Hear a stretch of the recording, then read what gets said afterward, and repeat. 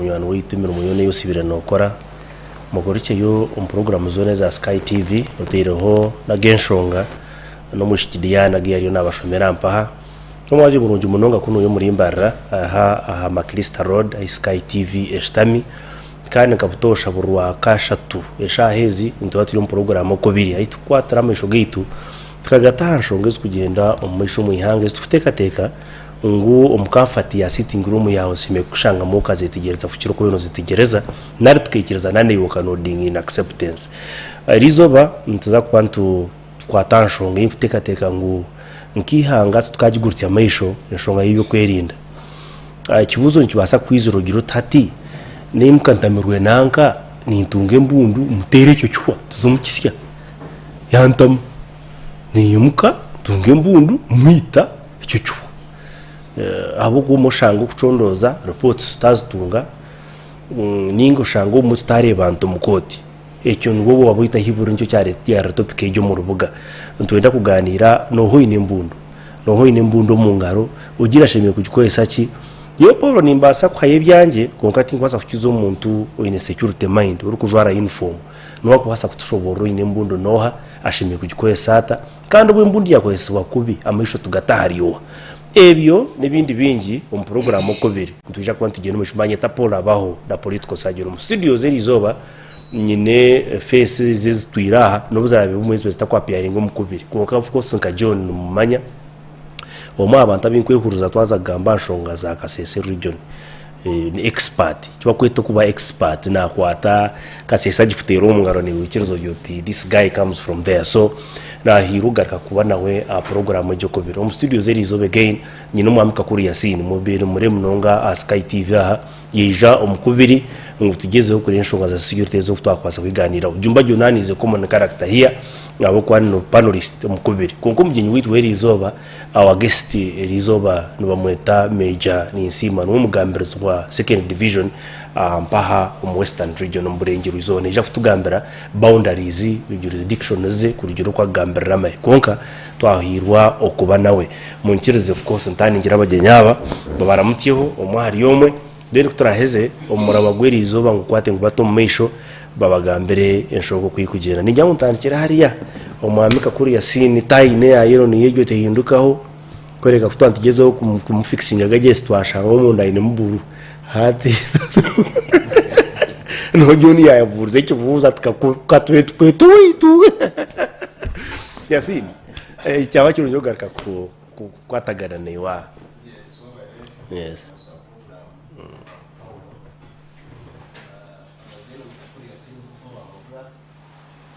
activist wa NRM kandi nangwa ni member wa Public Accounts Committee aha wa Kazo district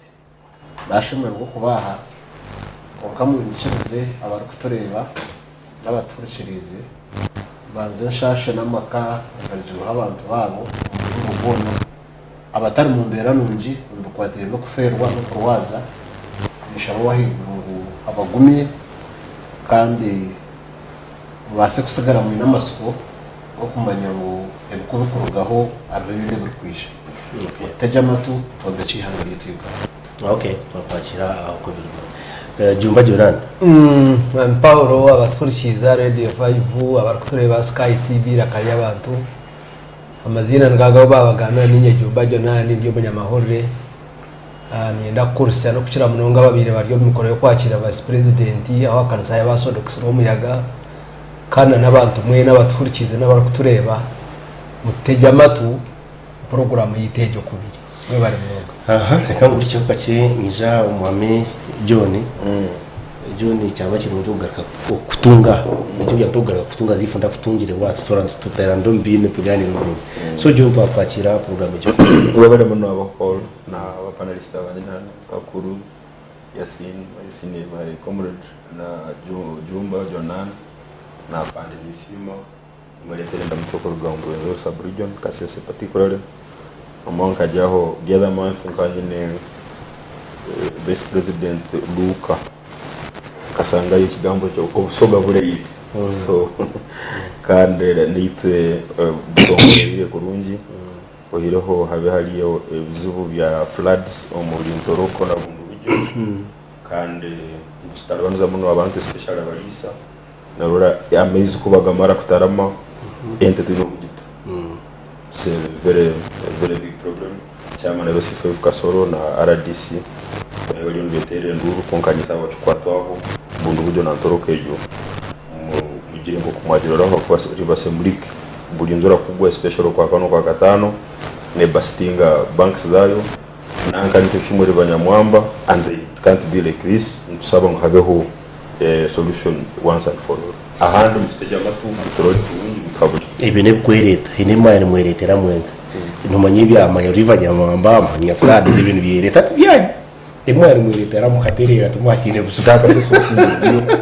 stabyo songa tusindi EIHANGA especially the state is in charge amahe gariyo ngakora umurimo gwabo tugenda kutalbanuza actually kuboka kasese wata kumanya gari no soko mangu kasese taliyo makonka ine division yona an makenko mine division nuko itu radio division ya mountains division and they are doing a very tremendous work abukoba orsozoru wabo tarmontaringire nturanga halo over 180 rebel groups from Congo. They can come tukatungira incidents yona at least for now yo kusanga ngo abantu batahiru misi yabo batalbanuzwa na rebel ya buchika so nsima abamene info. So lastly haribigabo byori nyankoro kutenenkera no kutebekana. Do you have those words in your language? Kutebekana ni cyo yo ngo kutenenkera ikintu cyo takumenya. Kutenenkera now gamizi gatebekene gatenenkerere tenekera kimeza ngo ikintu kirikirindi kukakiriye higuru yo borofa watengetaho so kasese tenenkerere ningete kasese teriye akaruwa kawire for information akaruwa kawire mama dia datam kakariyo tukatitwa bainare mtukaturi mu position ba MPs ubona mukaga bakabura opposition chairman wa CFA bakabura opposition abakansara 88 inari mu kaina habira na basatu. So but now chairman receive even NRM aba MPs twinaho basatu twineyo na minister kabyange ex official so embera iliyo negarika kandi ekitusaba ndimo cyonka ngo abacultural leader umusinga tumango president Museveni hakuja nakira kumweta ka guest saba ngo bamuri kuri agariko mu hangari ategeke we have no problem ahandi talonsonga yona Erika Sesa. Okay, well said. Finally afande nisima na nchawongo ramutse abakoreba Sky TV kandi ugacyonkereze ntwaro mu gishogu ko kusima kwinvitingiraho ukayiziraho no kutwara ubunanzwe kamangwese yanenda kurre cy'urwo mu YouTube FB kucyura kurwo muri utasuteganisa protocols mabihabyo na to thank you so ramutse abakore Sky TV den twakira ya webare mu Paulo amazina na niraka nabanyeta Meja Nisima Runjuma ndiyo munywanisa kandi umugambirizi ngashiraka yamahega Western Region ningashi second division no mu rurimi rwitu rw'Ikinyamahe enkambi ya kabiri erukwebemberwa ningashi commandingwa Major General Bob Ogiki who is the division commander. Aenda musyo okuruga second division eruho ahabwanyu wabukundeba kandi eruho ahabwensonga zitarino zimwe na zimwe na ejensonga yandeta Sky TV nayo nensonga mwahansonga ezaresire second division yabaho kandi bagipositioninga mu murimbarara kandi bakagihereza commanders nana abasurukare bukumara kugira ngo hagumaho obusinge mbweni urukundeba utaferwa utachanolingo kazaha chano ndizo eka nkugambire ngo kurikiriza umanye omugaso gwawe nuguha ano waza kuye omugaso gwo nuguha umusecurity abo kubaniza naho niza kwika ho nkugambire ngo iwe oyine enambe yo kuzana umusecurity kandi itokubaho kwitwa makenke no mu district zone zizukora Western Region hari hensonga kandi ensonga zimwe zo rukumanya kandi wa client akwa hotali tutukubire turi umuromo. Okay. yabari mnonga afande and fair enough indeed kaza tusafutana kanande yo abo kuba ni wingi izo bani wine bingi rya yiri twine biki kutureba hane mikono yitu mkoturi kubingi ni ho yurota n'inyabyini so afande nanye nango banzo tuyambe tubanze tumanye umuntu wine mbundo mu Uganda no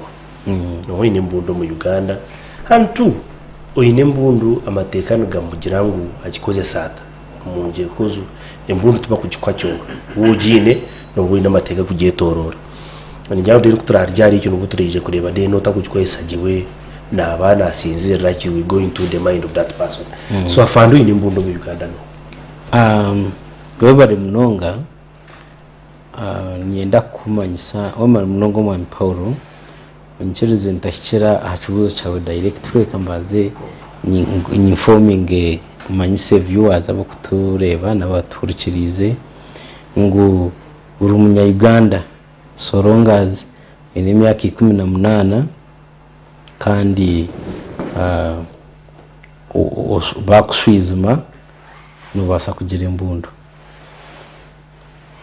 uri umunya Uganda wena ayinorsa kugira imbundu yaba ayine insecurity oba personal ninga umucangake then hariho groups ezo kusanga imbundu ni part of his weapons ninga shi nekizwaroki for example nka UPDF waba uri umusirikare wa UPDF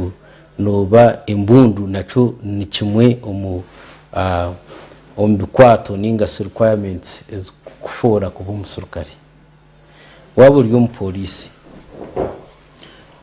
sometimes depending on the okurigera ahari security situation ninga shi intelligence abo kuba itwe abakwata mbundu abindi yo niza kugambira kwa narwa umusirikare wa UPDF naza aha police we are led by the intelligence so okurigera mbere kuzikuba ziri guided by intelligence police nawe nakwata imbundu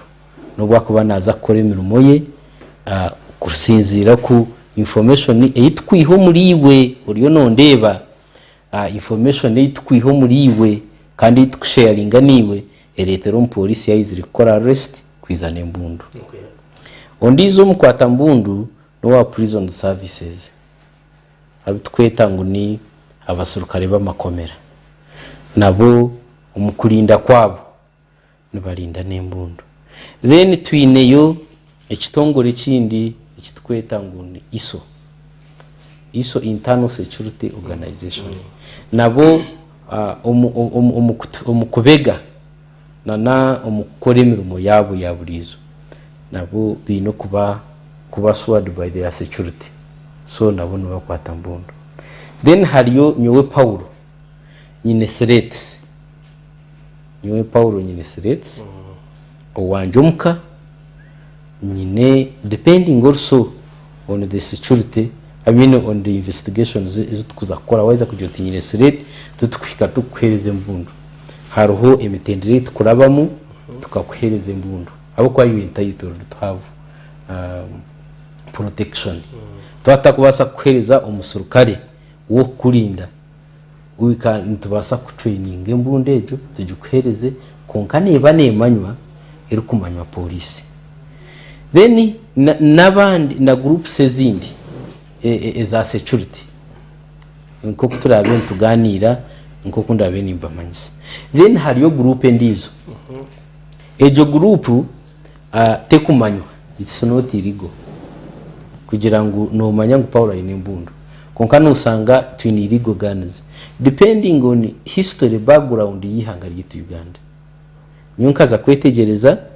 nashanga ubwo butegeke buruho buryo mu kishaka bariyo mbarwanisa government ezabirezuru ekikoreka ngo we had military type of government so regime kabeyiza nembundu ekiruga kuba nembundu hize ndizo gihaho nembundu so the accountability of those weapons tiyabasa kuterera ubwo bwabo buruho amahegito ga NRA ninga shina ningamba abashija babayero akuba movement NRM ekaberi political wing then NRA eri military wing konka we are together nukwe barwanirire bakaliberatinga Uganda. So after liberation hakabaho insurgencies nyingi, habaho Itongwa, Suji, Federal, Manyaza, ADF, Rakwena, Konye, Raraye, n'izindi insurgencies nyingi. Hata izi insurgencies omuntu akaye tongora jya tunazo mu rwenzo kuko mwami John yatugambira ngo ebisozi bitu birije we bari munonga John okubasa kumanyisa abanya Uganda kandi abakutureba dati ebisozi bitu birindwa mountain division we bare because the information n'icunje bagimanye. So those insurgencies okurwanisa insurgencies kujumarira nendizo haruhabamwe abinheritingire embundu ezabantu babo babire bini haruha abantu abamwe abatorokire omu struggles ezo ADF RRA Rakwena bakarugayo bakizuwito mu community n'embundu ezo on a daily monthly basis mwana muri mukugezaho ku following amahurire nturi covering embundu ezo ryo mikono yitakumanya ezeze ba inheritingire ezeze bazikire bokurwana izo insurgencies ezembunde zimwe ezo kusanga ngo omusurukare wa securuko yabana kuma ahankoreshero bamwita batwara imbundiye ezembunde z'ikikecho. So ejo group niyo naninyenda kubamanyisa ngo naye kozireki. So harone zine mbunde ziryo mikonejo hari imbunde zimwe ziryo mikonejo kandi sin accountability kandi ekinkusima aha security yitu ya Uganda tukwatanise turiyo tuzircovering buri mwezi tutukure mu mwihanga ryona okurcovering embundu z'ikikecho ezo mwezi cerenyire ezo mwezi ryo mu operation at least deri hina hituriyo tuza abo kuba on monthly basis nangu twakwereza report yo mwaka gwona nureba ngo we are trying ezembundu tuziyaye then lastly ekinkwende kindi kubagambira ngo ezembundu ejejo group inasimba hakati eyabantu abine embunda batakumanya na nagambire mu kubaramusya kwanje ngo noza kumanya omugaso gwawe iwe nkomunya Uganda iwe muntu orukundeba nuguha security yaba bantu nubamanywa Rutahigwa kayine mbundu. So Rutahigwa God forbid ruhanga sasire kinguza kugamba kandi kitabaho. Rutahigwa katugire ngutakira umagara genseje. People know Rutahigwa kayine mbundu. So yabe tarugireyo hato sanga umutabani yajukwata. Ya kandi umutabani wizuke we ari kugifuna akagifuna with conditions. Kongato umutabani we kakweza kugifuna agikozesa ngo kwarukwenda abako tarafunde briefing ya security experts. So hate mbundu z'ikikecho embunde emwe nyenda kubaswalinga ngo nebasa kuterrorizinga the whole of western region. Obunabire ndame spokesperson wa Rwenzo region eyi omwami John yaheza kugezaho kusoborera ngo hati eterire tukaba twine mbundu hariho nkaba groupe y'inabire mbani ntambura nabo bo kugira bo bine mbundu yabera irigo bo kugeta bwambare mukiba musitami nko kuturyaho mupano uhuraba kugira ngo ngo bwambare yarara ngo yarara cegego ngo hono narika hakasheshe gwe kumbe iriye mbundu tukiza kucumanya ngo bwambare wazegani twaheza kustrugglinga tukakwata groupe eje kwandi kinkwenda kubamanyisa bampurikirize nabo kundeba ngo this government and this security organs no yeshereka konka ibiro byawe mbika abako we have capacity and capability to solve these problems. Okay. Then embunde emwe ne basa kuterrorizinga hatera reka bare ahabwo businge no butebekana bw'icyanga akuba Paulo wano basa kuvuga kurga kasese kiro ukarara kotido you can as well move with a gun from kotido to Kabarore. So embunde emwe ne basa kuiba kasese bwasese ibe kotido bwashesha eze Kabale bwashesha eze Bushenyi ahabwe ensonga yo kugira ngo iwo rukundeba emirunde mingi kutukugezaho gukora imirimo yitu nka security twagira ngo John yemerera checking boot tukore icyo gihe tubona nyoje John abe nabahereza trip ya Rwenzo region nanye n'umutekateko kubanye n'embundu sometimes na compromising security ahabwo businge no butebekana ubwe cyanga o transporting ibintu ebyo so orgayona nebigambo bingi munonga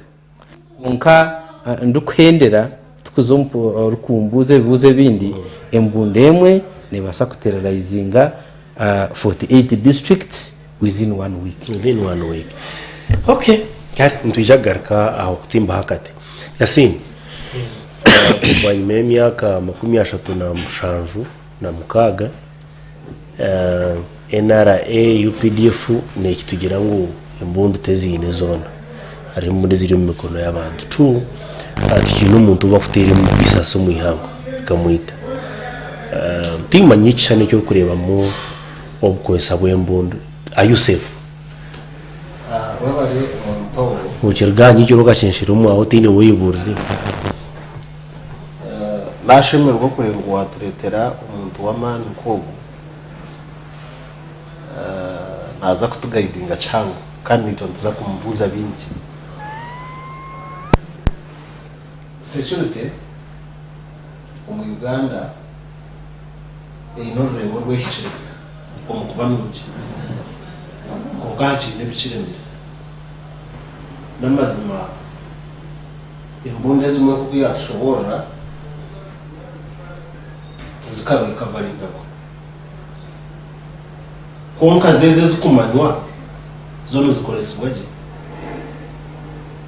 eshore chubuzo cyo tine kurekeni kashugo kwitwoku okwija kubaho abantu bakwitwa iyo report yaragereyo erikugamba ngo embunde je yisire nanka tukashanga ta registered mbahandi ko bitu nacho chikamanya mwene mbundi 10 yatira nanka aha mbundi 10 ibirizibe zizitu nzumanywa konka munana zo tukuzima ico cyo kirabireho konka okwitwoku tuine turukwega ninjira ngo tukeje umubiro wizeramo yezero umubiro uturigire kuferwa umusirikare mukuru kandi w'amani nkabando kubosire nibitu konko kwitwoku kwene twega muki abwo shintu shona banishe bunje bane kibi ntubantu yabo cyo kwega namazima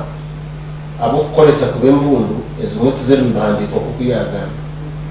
konka becho kubaje meseleza kukolesa kubembundu ezo choniki because ezinshonga waza kushika hantu mayayo oyine bintu byo ine kuranze muno killing zezo sinazibako more especially jegero ya all access ninge ya Kano Charles ya Kano Charles nene ya all access naninza kujishika ya Kano Charles nyine bintu bishaka binegere ebiro resoni abantu b'imiringo mingi nangwa abantu bagira ngo naha basirikare abantu bagira ngo n'abantu abi nabo kubakuma konka resoni imiringo mingi eco kubanza mfunde mu cyo kwega cy'abantu abakoresa abakozi oyine house garo oyine abakozi umuka bari sente zawe nibeshera nibakora mu rutoki hari mu cyo kwega tu hari mu cyo kwega hari ababi no mugisha abarukuma bagenzi babo fidi hari mu cyo kwega cy'abantu abashwerine narshi abashwirwe n'abashwire ahabwa kininde techo aho koma kunyigirizo umuntu oworo kukizo bushobozi no muretero gukora decision yahamwe because takubasi no munyigisereza kandi no mukizo bushobozi so omukumunyigisereza kurenga utari kubasa no muretero gukora decision rero kwerukanye eyita kwati tafara ka kutera abo kuba tumukuza kurwana face to face okambasi narakakubasi tosirentira abantu nabahebwa buto umuntu ari yo mukaye umukazi we namuhobuto that is insecurity umwana namuhobuto nikireto kunyigereza munongo umuntu ugoro kushaka capacity owishe mwoko ari n'ikintu shata tushiraho ko kindi kwenda abanyarwanda bamanye abo ko bya security nanyine cyangwa kindi kumanyaho imbundeji afando yabaye nembundu ndunawa abanyarwanda tuyine kwijika ngo imbundejo nashi tuyine kumanya afando jine ajineho 50% nanyo we kumire jineho 50%. Why? Jona atakukimanya. Yes. Imbundejo nicho basako ko imbunde yete with mechanical problems. Kwetera ne baso kutera nyo we kumire ninga ne basa kutera zira. Ningo jikwisi. Ojine na basa kugwira. So eje mbundo ine kuba no manya ngo yabe kwino motoke kumire ojino 50% no kumira jino 50%. Ejo cyo ine kwikara ro kukimanya. Afande ya touch tugambira ukanyo ninchimanya. Akwa ninchereba. So hachimwe no embundezi katwagizira imbundu zibirigo. Katwagizira abantu abakoresa kuba imbundu. Kunkashika tuyine bitongore ebe kuvunanizwa ahanshongezo zone ngo mwana afande uko kuyaziga katuyine kitongore cyo kucondoza police ni bitongore ikumi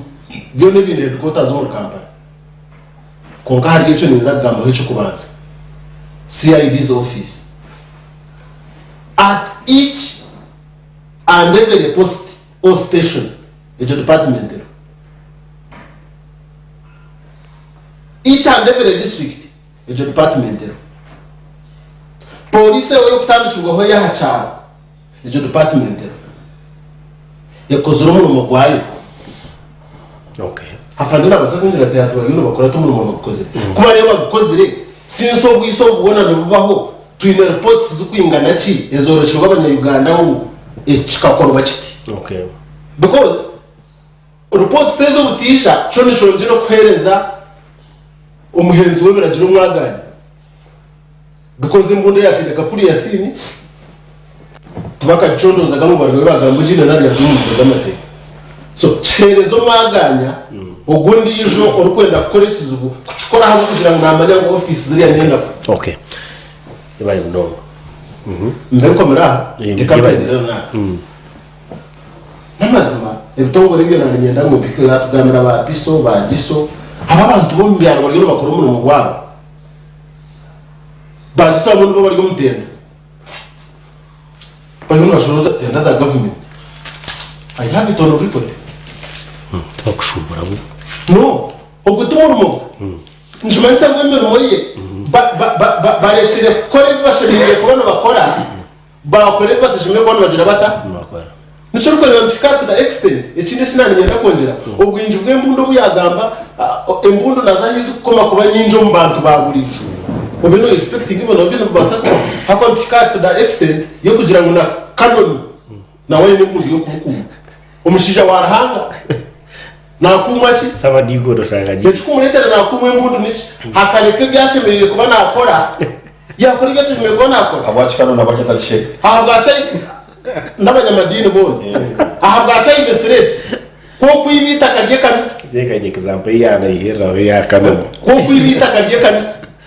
noza kufuna threat noza kwenda kugira umusirikare kwishimino zukotari ibita karye kanisa tukubeno yetage mundu yo kukuma forward umuntu warahana. Okay bari bro ya sit so go to arrange discussion de gumuzamu now jumba yonango karoza bukambo ako byambiye kije mu masakari ninyushka nabona no shoto na garwango na kidawarme bakamutera ko masimbi garwanga katorokana kama tete kuza ntunga because at least can't following aje ibintu biri masakari region ebijambiye mu bya biro wirwa musingizo wa DPC semba bari I remember that. Now ibu karoza bukambo BW'EMBUUNDU so now the question is iwe iwe no reba kintu kugenda mu shukuru gubo no cyatu nagaho iki hahinduka wekora yaga kugaho atuta assassination zatanga iwe no reba ngo mu ngo kugenda bibuzo byawe ibitinya answer we bari bwana Paulo tindi kumanya ibintu kureba babageze baje barakoreba afande bona ni beta bafande abo kubanyo tindi kubatanisa umukuru wabo konke kirungi twatunga afande mukuru arwe bintara kuza kwikizana no mukuru wo mu Uganda reve itwahika tetuchine mbunde zo mugengero tuzacha government ya Uganda abantu bamazire mu myaka 35 burumuka eyine hopiso buri gombora eyine mugiso buri district eyine giso kandi buri region eyine mu riso aba bantu bakora mu muhango barakoragana na police kugira kimwa ya kumanya umuntu umuhenzi w'amateko kwayo bwana Paulo kubwa kushesho mukasheshi ukatunge mbonde henzi rebeje no kwakiteko munju yawo mukitanda kuza kumarero bibiri ni baba kwase to kubasaguma nayo ekindi yo ni intangara ebinyenda kuvuga amakomye amahuri omukumi 2018 hafane kirumira kemera yagira ati police yindukora muti dukuje kugigaruka atikuya aho bagishara kuruga higuru kugisyara bakoporo atukugera izo banyona yereza ati nikuza kugigarisa atukonka ni manyangu ninza kufa niko yakigamira ati kuza kufa ni mangu niyo ninza kufa atako kubentana yanje eri mpambire ahansi yo muti kwagwireho ebiro bibiro bamutera amasasi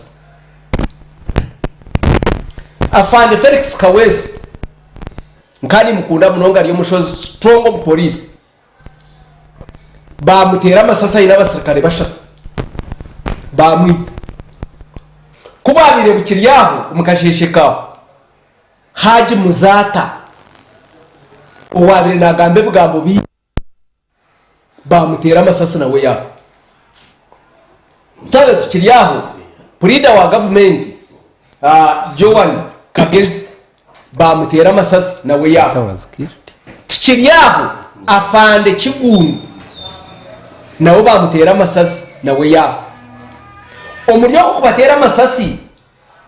bayongeraho umushiki wa Katumba Jeno nitumanya mo kutera Burenda nanto bakaba rero baza kutera Katumba wa Mara aba intelligence bakatugambira kibagambiraho kike Katumba wa Mara kuyarigiro mu motoka yagenera kuzagura amahura kandi azarafurwanya nazara kuyageneza rero nazagura amahurire yargayo yashaka kwishikeye yakana akakunda kashitamiro umwanya go yugo yabashitami ya itoro yashitamenyi oku baterwa umucyaho yabiranye yafa umuriyebi byona ntakwihire n'abandi bona tukomera ismu ubati twaturiyo tugamba ahari yafande ubatira amasasi ogwo mutira abo kubarebeki nyenda gamba yaba abatakarebeshwa batira amasasi kubatira abo bona umusettlement yo mukuru wihango wundi ukunda munonga president Yoweri Kaguta Museveni yagira ati abarutera ababona yabite kigambo cyo Ruganda ati nembizi zina magezi nebizoba yakigarukamu arkororo ahaba kuba banombizi tibayina magezi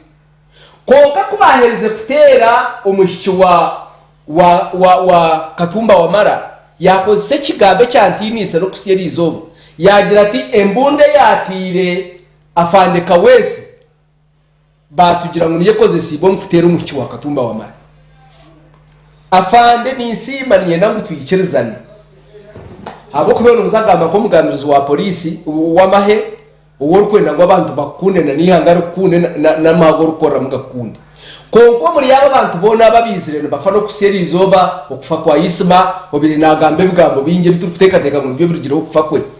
takarga yo ga report nemwe nkayasine kiyagamba bakagira ngo ebunde yatira fande kirumira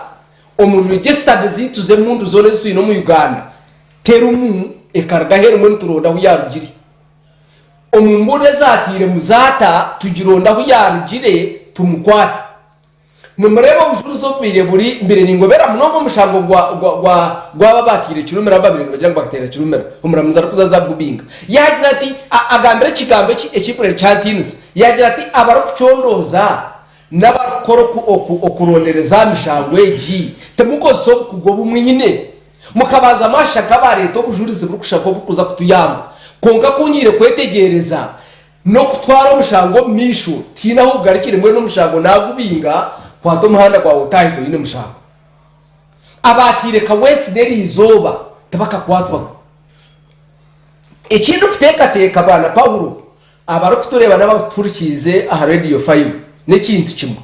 ababire batagetingire kutera Jeno Katumba wamara ibizoba bake tabaka kwasirwe tabaka manyaga babiri benda kubutera amasasi barinkahi bakazahi bari muringo ki amazima garboga nguneri izoba bakatera Brenda natongo konka bakiruho omyanya yabo ikindi kwebuzana kimwe kindi kwenda kurekera abantu isima abira ryo muntu waburijo mbere ryo n'incondo za kushomba kweyi akashoma Justin ya 4 taragira umusini ya 5 ishewe yagize rato mwana wanje akakurara kokoro kurabana bakura yandema yabo umugwira yagenda konka yakosa oburukujukujurwe yaza social media batandika kumuhereza sente isima yefira ine myaka 5 na mwenda abiratine mukazi abiratine na mwana ikikomera sango abira ryo mushija oryaho umbashija barukuba batine maka abutarukumbara ngo bayinama kaga konka ebigambo nkebi owishemwe gundi kirumire byagambere Muhammad yarukuzaza kufa akajya atanagambe bo mukasheshe ninzo muntana na nobu na kuyabira ryo nagamba ati nishako watunge etutumu nishako watunga mani konko mukasheshe imwe abariyo n'umundeba ngo ninkore by'amani nimuza kuba n'umundirira habira takahwireho ibiro bibi bamutera amasasi ya emundege ya pistage tira amasasi agarigireho erigiro mu Kenya neyo mu Uganda ha kwerenyo yo mu Uganda nitureba ebitongore biri kucondoza twaba tabyine maka kwato kufa kw'abantu abo nibicondoza koma kambe ko beraho babera Paulo program no kubiri yebare munongo mwabi John motivation umuntu owatera Katumba wamara Jeno katara mushuma wa Canada kwiyo umuntu watera fandeka wesi akata kujya mu mushuma ngo hirya yenda kwiyo mutoka otireho isma all access abata kwenda kwiyo kintu cyona tere yareka wa murambo yagenda these people shoot to kill simple now Mami John political lenses motivation icyo umuntu cyumuhagira kugenda akayita mutahiwe nawe akagenda cyo kakabano ningo mutumbi ni mutoka akagenda niki we bari mu first of all ni bya muntu cyakire ubukora conclusion ngo abakwitana babategenda ibyo kwiba because ubukota kamanyire motive no sokusanga bene bakora bagana nitegeye kagira tonka mu mukise okwibetar armed robbery ngibe moto konka kwiba kuri yumu absolutely so you can't make that conclusion for now but nyana nyenda kutugambe you see ensonga ezuru sudden death of Africa ziri motive they are so emotional na abantu bakubona bazigambaho no bazigambaho in an emotional way because number one ni involving kutwabo ubumezi bw'umuntu number 2 abamo abantu abo mbaba breadwinners ba family zabo kandi number 3 abantu abamwe mbaba close muno nabakora ibintu bikusana cyambizo umuntu kutekereza to bita nanga ni nkukora to nicho warora the same emotions zabe ziri umurufu wazora kakuri ya sibi jumba dara emotions you are there right so now and that's why I'm saying it is understandable you are there with na giso wakumanya ngwari n'umutenda of course tenda hatina hajayo company is a legal entity buruntu wena no wakora public service no sokora company kandi ka apply anywhere but nene ntekereza ngo to put things into perspective okukozesa kubi embundu mu Uganda ekikuletera abantu bakugambaho umulingo bakugambaho is because obuhame n'amasiko agabaine omu UPDF. UPDF has become so professional to the extent ngo umuntu natekereza ngo ikikorwa ekyo kuri cyabe kikozerwa kongo it will be okay but not here in Uganda. Now I think it is not the mistake of the UPDF. Telling so the UPDF to raise the bar so high hata abantu bakatandika kujijajingira kuba umuntu agira ati buri cyaro twineho twineho resiwa aba embundu zinu eziri mu hande bawachita kwata buri cyaro twineho omusomesa wa kanisa wa Protestant hariho wa Catholic hariho sheka wa basara nbagambe bintu bimwe mutasambana mutanywa amaro muteita mutakoresha ebintu bino ko ngo kutura haraho planira ubaraga hano baje mu bar sande basabe pastor bagambi. So you cannot say ngabo kuba haraho egiso somewhere then that is preventative enough for crime not to happen. Not so kuba kito because tayini hangi so kungambera nanga no hakoba on greatest economies whether US, China, Britain, France, Germany tayini hacho so kugira because of the manpower human beings nanga na technology therefore crime ziri actually US umuganda violence niyo kozesa niyo kucharayo munsi yona last week obo no mass shooting abantu abisiru embundu mulingo maybe in the last 10 years from 2013 to now ahangaro zangi zibiri kubamba barambasoko in the last 10 years you can count about 9 or 10 people abisiru embundu kugira mu kirungi no but okwitwe embundu as long as motive temanyirwe no so utategekera security abaho wangwana n'umukazi ori minister tinyine kinda gukora iteke ya Uganda bigira ngo kushaka kwata umukazi wanje n'umva mutu gwa sabuni. I don't know whether that is true. Enanga kagira kushinje kukaga hati nyebuza hata abahungu mureke si njijade ekubara abana banje basatu babiri tubara banje what do I do? Security temanire tinyimanisize okwaro muna kujya police no bakarukaga timanisiza bamakeke hati weza yowe obunda kwati tafari area mnywano wanje yasine lyana gamba nkarukutera security aho blame yayo eyo na yakozere ki preventing it. So ningira ngo tugambe aha bintu ebisokutangira ebintu gabino kubaho number 1 ni vigilance yito abataka babukira abantu abatiye isema ni kigambo ngo obamazire kumutera na pistol but first of all they had waylaid him bakaba mudizire umukasata konka ngo byabe narga mutungo kuri sapa heine simu ya mzire ngo tulindira around about ya mutungo balinda bamara bamutera ngo hati ngo twanda gamba twabriga kumbe no so tubakani halo motoke ya bene mukurata kumanya hali astamire ngahi naja korachi now omuntu ngo security yamanya security Uganda police obundata mistaken ni mutwari na kitweka police ya Uganda bali mutwari na kitweka amahe enamba yayo tuzigasibiri kumanya for obvious reasons because nbaba engaged in conventional operations they cannot disclose their number kunga ni muntu gakurenge mutwari ikumi iso na prisons bono bateyire muhamwe nibaso kufika mutwari 5 hati cyamanyisa ngo Uganda twina maga takurenge mutwari 20 nuko kugira ngo buri cyaro oteho abasirikare basatu amahegona ga Uganda tugaso kujya why because twine amahaga tukuke mutwaro 20 twine ebyaro kasanzo mutwaro musanzo nakana so tosobora kudeployinga omusirikare pa village. Number 2 Kampala ebintu bino bingi biba especially Kampala metropolitan kuba ogira ngo you make it a capital city that is so militarized, you will chase away investors.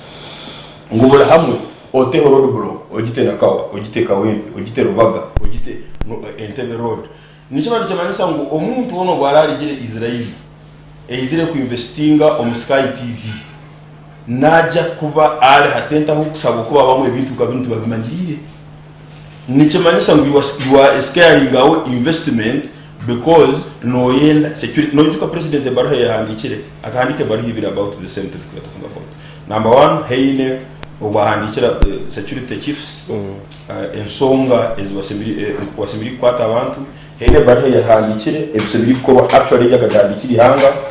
12 issues. Omuliyezo hakalu calibration y'embundu kugira ngo buri mbundu yona eyo security process enenkahi esemirire kubera bagiho umuntu wamuho bagiho fingerprints bagicalculated chikakoba all over. Number 2 was installation of cameras. Number 3 was reduce cameras nali security technological infrastructure. Tell dodo nguno jibyara today wenezi deno gisarura wenezi the next week. Tell wakame nguno nkema hati kazara after 21 days. Tell impunu ngubwe kuhananga hati alima yemezi mukaga ni bwagule bwani 15. Any campaign, it is a long-term investment. Now why? Habokuba number 1, ebyoma bine bingi no biba biri expensive, but most importantly notekwa kubugora okasera umuntu okutraininga okamusindika hawabuguzira okamtraininga na myaka 3. Abaho you have been in media for so long. Heine ebyome bya radio bitakakozesa. Muso kuletera konswabo, you have been on Radio 5, you are here. Bahagira ngo start host someone. Ebyome kukusobe. Ebindi no sanga hati no bine na remote. So kugira ngo tutandike kubuza izo kamera nizikora ki? Yes, kamera nizikora harona instances eza kamera ya kwasi umusango gwanagirinya nujiswa kurunye ku kamera kandi yoroka ngo bagarega hano baje hano bakwata ngo nende bisango kamera izire ndikwata abantu ngonu akakore chagara cyumi kandi kamera mukwata, but kamera kujya kuba effective ne hatekwa kutwara ubwira bwinji kurango buri cyaro cyona because for now kamera zire hameje hayi wizonga. Kamera zinu zikamara sente zinga 450 billion, close to half a trillion. Kuba wenda kuta kamera mwihanga liona ni kostinga zinga echiche muno ni $10 billion. $10 billion ni sente zinga 35 36 trillion. Ihanga tukorektinga sente zinga locally trillion 10. So you are talking about a third the security of a third world country konka no yende meraja kubaho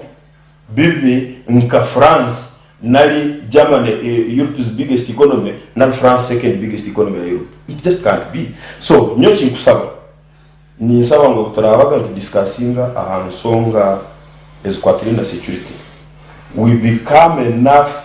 not throw more questions aba security forces wito abantu bamara amani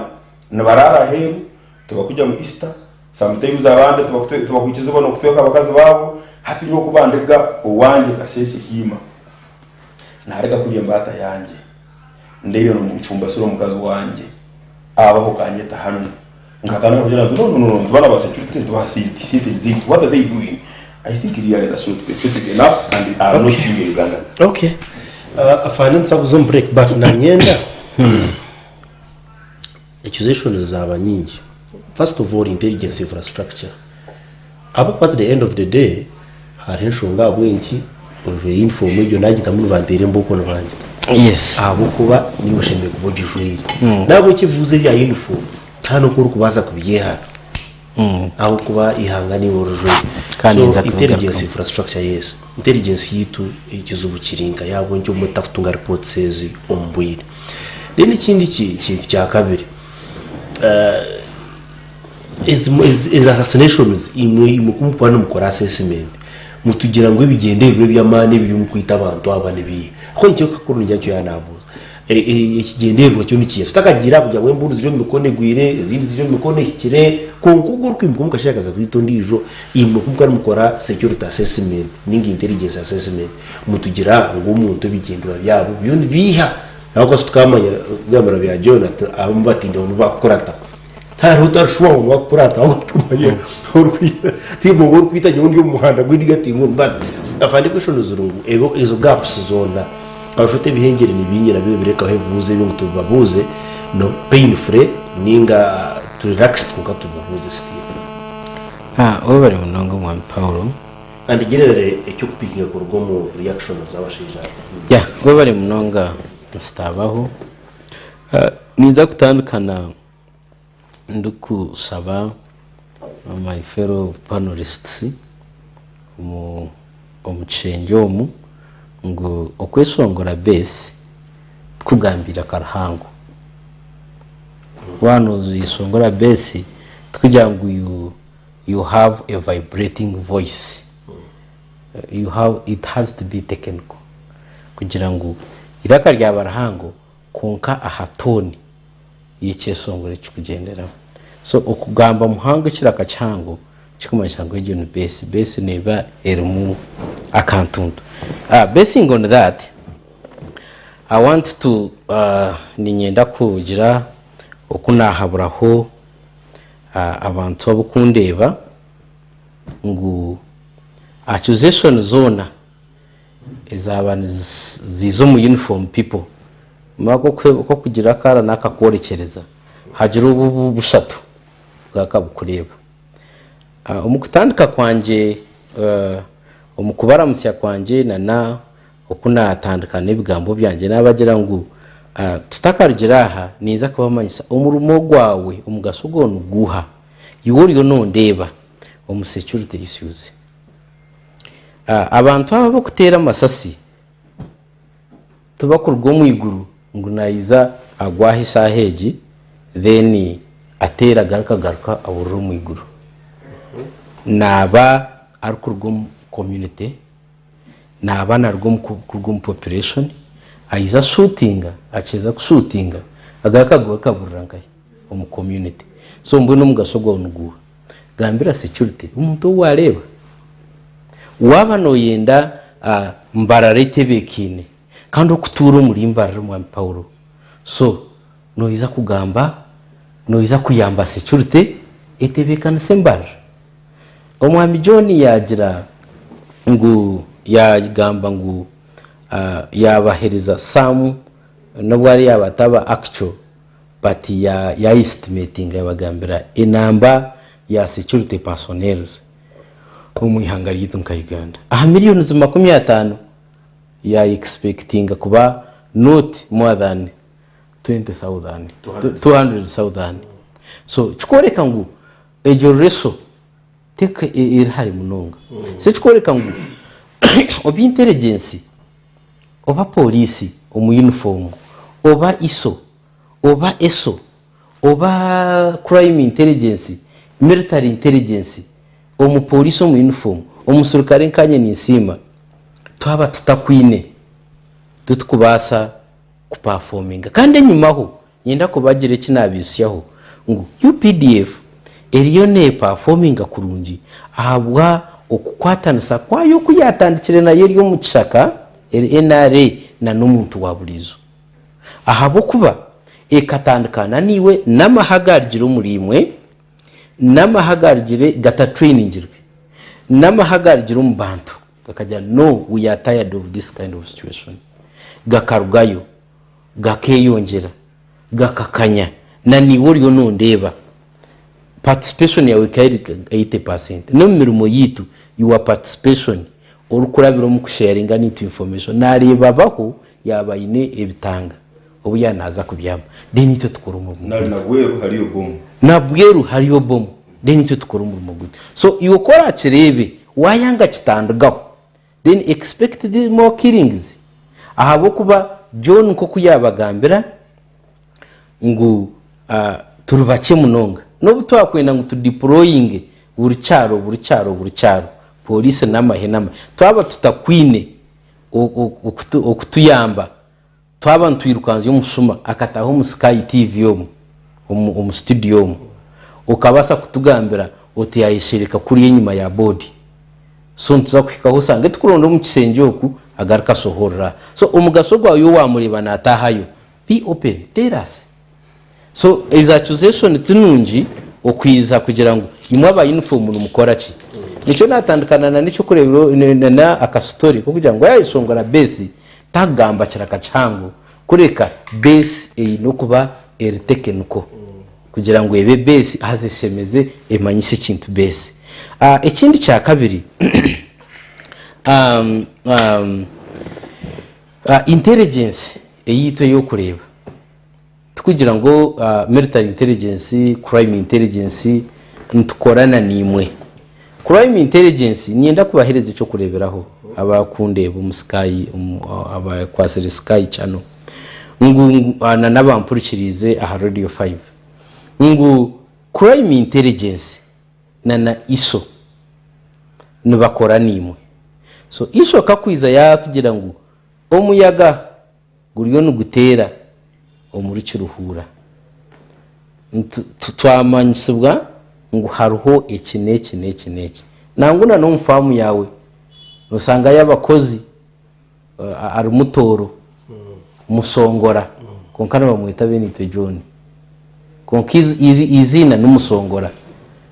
ni ry'abantu bo kumanya umfamu cyakabari. So iso piso viso nkoko umunyamahurire mugenzi wanje yanagamba kakwiko yaje ati bishikamba jyango ari umuntu arigire hima ariyo muno kitandugaho nyoti inkucenga no sariyo mfamu yabaho no sariyo mfo yowe nkoriyo no buzabuza no mumanya to kwenda kugamba. So how you expecting for us to be angels? Two obukugo butwine ntwebembezo kwatanisana niwe abo kuba twine kitweta ngo civil military cooperation kandi into respecting umuntu waburizo omu security nor police nor ISO nor army nor other security organs into respecting amunonga kandi tugezaho kwena ngo tusharinge nimwe konka imwe tumukurugayo kusharinga nitwe mbone nani mbashaba ngo sharinga nitwe echo kureba ticu kutambura kurungi. Then ahari echo cyenyini ahari echo point yenyini haruho necyamazima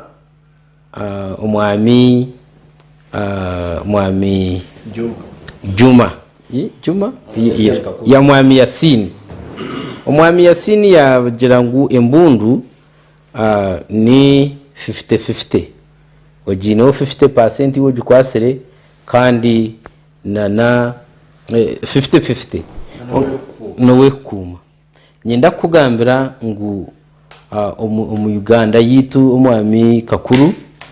ejembundu yes oryo mu muhanda ogwucwanoza kugezaho kusoborera konkati cyarga yo kurungi akugira ngo toka trainingaga tokabaga musirikare nicyo waba okagwa har tip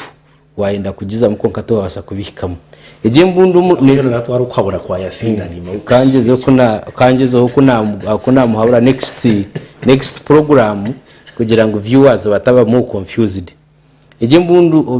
mu Swahili nubagita siraha ikigambo cyo Swahili sira no Swahili twanza siyo raha tarho life na ejembundu na niwe nkani basa kutera umuntu yaje kwihaho konko umuntu ogi trainingirwe takubate kubasa kwetera ahabo kuba eyine enkwata yayo eyine bikugicinga kandi eyina herukuza oyinaho kugikoma hate cyo nchikorwa omuntu agi trainingirwe ko kugipara wajine heritinga ko kujine heritinga kuba Kakuru akabajine yiza yafa mbwe no mutabani yajacira nuwari kwetera kwa kutukuba tujukwire government training bakutraining inkozesa yayo mbwe no mwami Kakuru mwami Isuma nanye ndakumanyisa ngo mwami Yasini ndakumanyisa ngwabo nuba biturukwenda bukoza kubembundu aba 50-50 nubo twenda namwe nuwampereza tipu ntubasa kutereza streak echo turi room situations even police iri press conference ndegira ngo hari police umuntu baba operation baterisa seriate no virus not even a week ago now embundu it's like this. There is what we call stray bullet. I mean the what the isasi erukuterwa hirya abanduza rikasanga concrete rikataninga straight afande tukigereye now by mistake ikinako basa kugamba no kugira ngo we are human beings human beings nitugire kiniga ni tobasirukare kandi umusurukare kumutraininga naba ikiragiro cyihanga rito nkigira ngo a training azo mu mahe kujoininga amahe ninga polisi abaye n'imyaka 18 ikike munonga so imyaka 18 kurwo mwaka gumu ku imyaka 18 nayi nabazire kakubayin arukutabuka nko wempari ikikoreka ngo abazire tabarakozere mu rumo rwabo bwo kubasa kumuha mu busungo I'm sorry to use that word kakuba araplaningireho ko sisomero kakuba araplaningireho ko sisomero akaplaninga ha umukusoma ko primary and secondary akosi ya hisomero okay ogwe nawe kigumiro kumuhayo so kakuba yes kakuba ya kuzire aremerwe nka story y'watuhereza ya Isma may his soul rest in peace kuzibwe kuba yakuzibwe eryo so training yitu niyo mwaka gumu tubasa kutamuhaye so mwene ahariye cyo okurga umurye cyo kinakugambira kutukuba tukurukurutinga amahe na polisi ntari cyo tukukira kwebembeza munonga twenda recommendation ya chairman C1 okay recommendation ya ISO kugira ngo karabara yukize hisomero mu kusoma kwe tukimanye tutamutwara akanza ko tumwongera ubukugu okay kwarabe abira ari umusuma wente arkwasa kwiba nakoze senkoni C1 abe nacuma ko bararamwire hemsango okay which is no longer the case anything stakamugira so mutakagira mbere kanyanda kongera ku number 1 embundu tesogwetera uko embundu halo process yisaskutuka number 1 ubera SMG listing ajya ku cyangwanzi nikimenyisa ngo notekwa bakweta cooking which is loading ngura safe or loading seso rutumukiyemo nikimenyisa ngo wamara kutamura kuturuka until ukwasirifi so it just cannot be either near bad amasasa ga police yokura negamba ngo it was by mistake by operation yana wera kabaho isastiretire by mistake nikimenyisa ngo isasi komanda nabagera masasi mugate umukiyemo konka ninyo na order ya shooting yes hata takagihire umuntu either kugira ngo arero mwaraji atetema ashootinga for number 2 so hello issue ya scene of crime okay Ugandans na Africans twine kureka umuze ogukoka hantu ahabaho a tragic death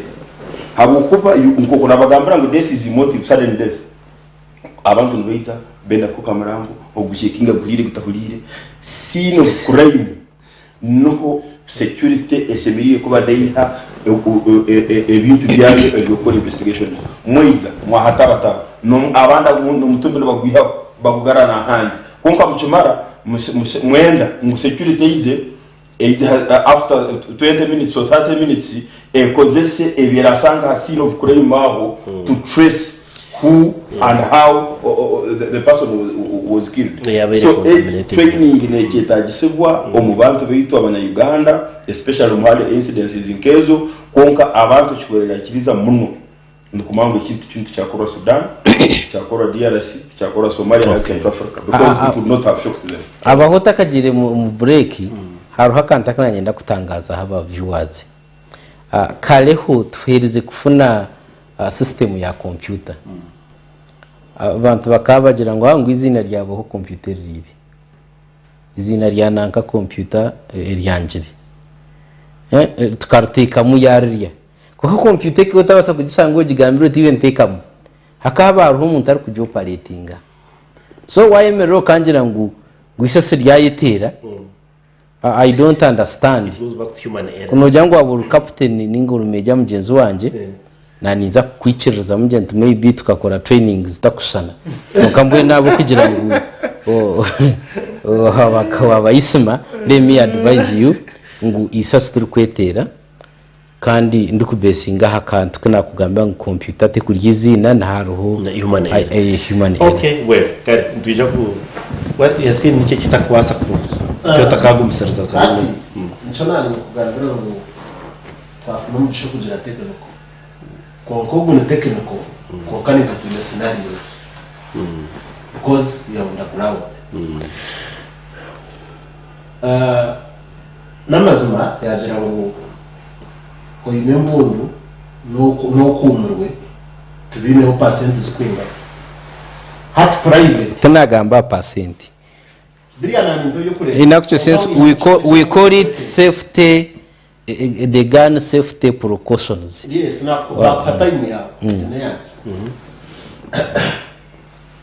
private atire retired kan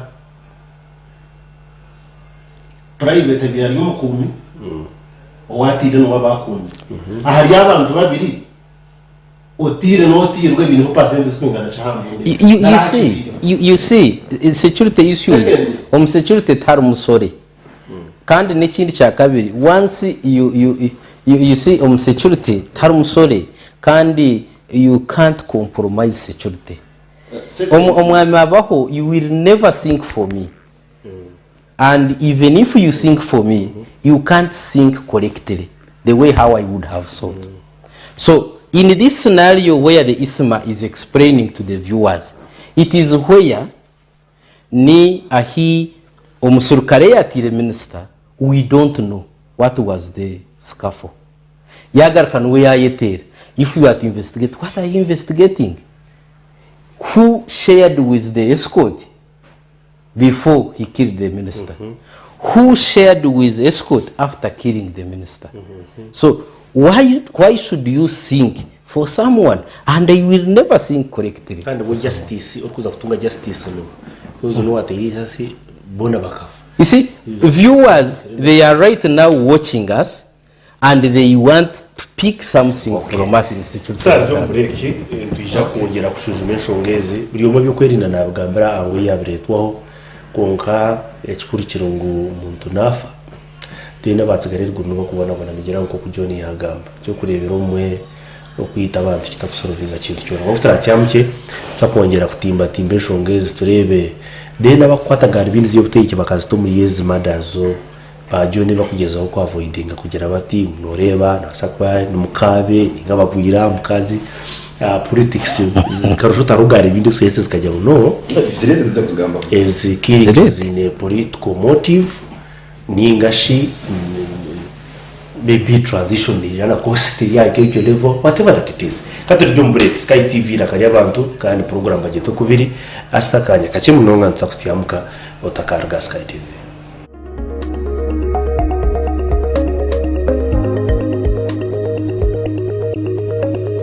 Sky TV irakari abantu.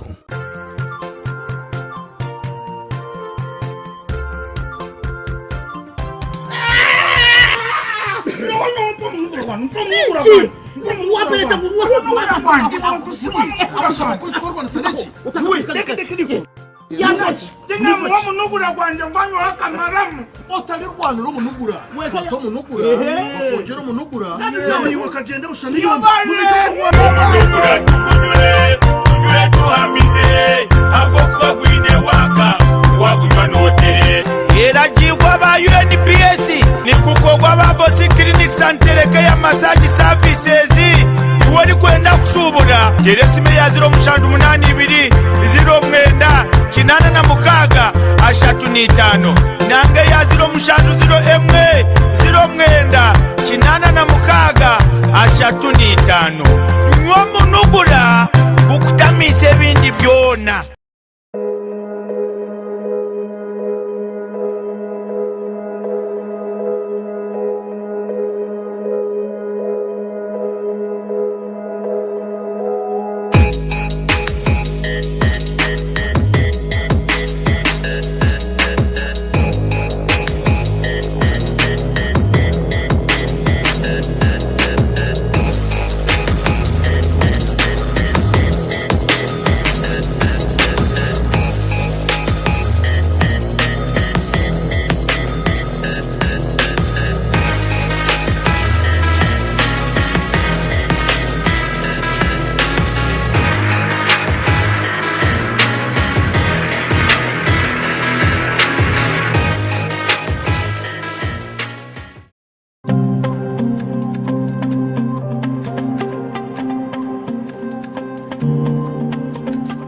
buri rwa kabiri shayishatu n'ikicweka kwika ina n'ikicweka zo mu kiro otaferwa program omuhingi n'umulisa aha Sky TV.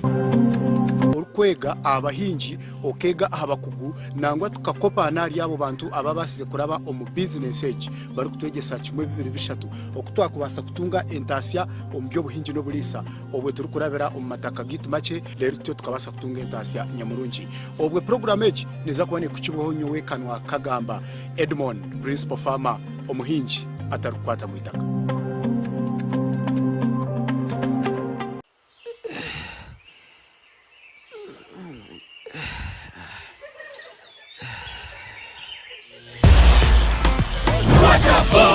Rock Boom, now in a new bottle with the same taste and same positive energy.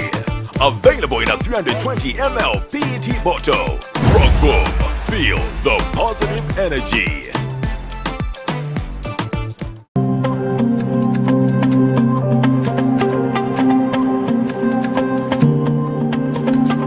Program Party Time aha Sky TV na nyamwereza wawe ainenina buri Sunday kuyashaha mushanju kwisashaha 10 zo mwabazi egi niyo program yaraberebera birungi byonka emikoro mirungi decoration zensia gown zensia makeup zensia byona noza kubona bushanga aha Sky TV neshanga ma Crystal Road omurembo orwambara aha henyine no kubasa kutungira iwo kwenda kureta emikoro yawe kwenda kureta byona no basa kubitereza ntubyoreka aha Sky TV shanje aha all media platforms Twitter, Instagram, YouTube, TikTok byona no banocanga tamu Sky TV UG official no banotunga je buterevu aha aho shitame henyini nanyo muhereza wawe ainenina omwishiki wanyu.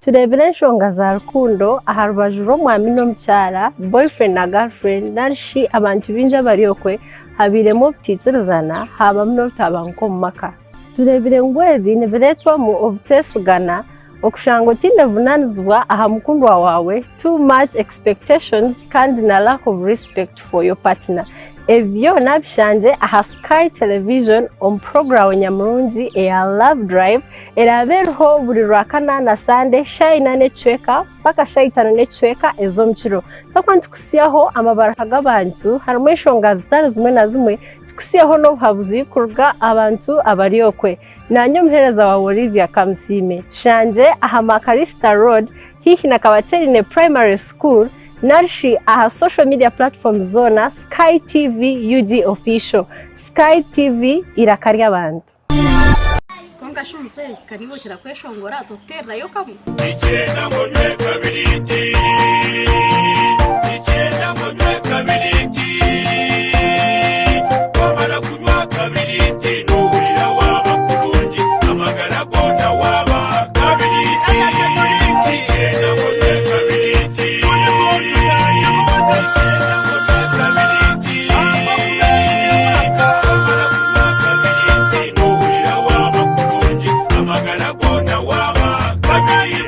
Energy drink ora kachunchumuro kanywe karakumaliriho kandi karanywebwa buri muntu wena abarenda kushubura karyo maduka no ma supermarkets gono mwihanga eresime yazuru mushanu mushanji 5 9 9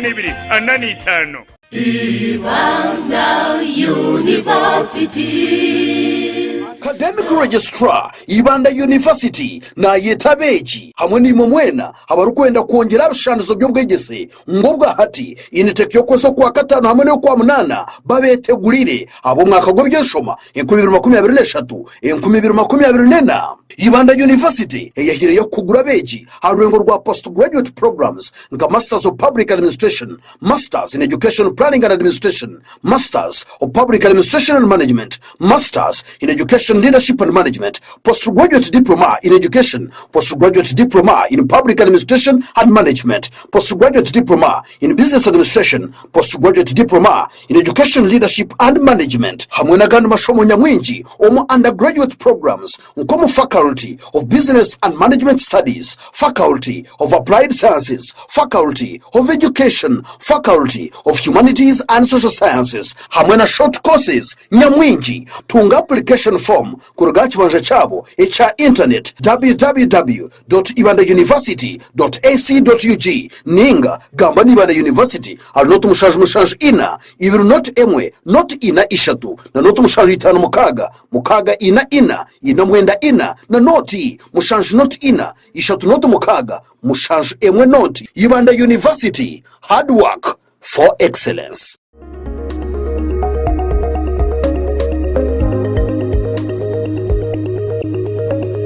Sky TV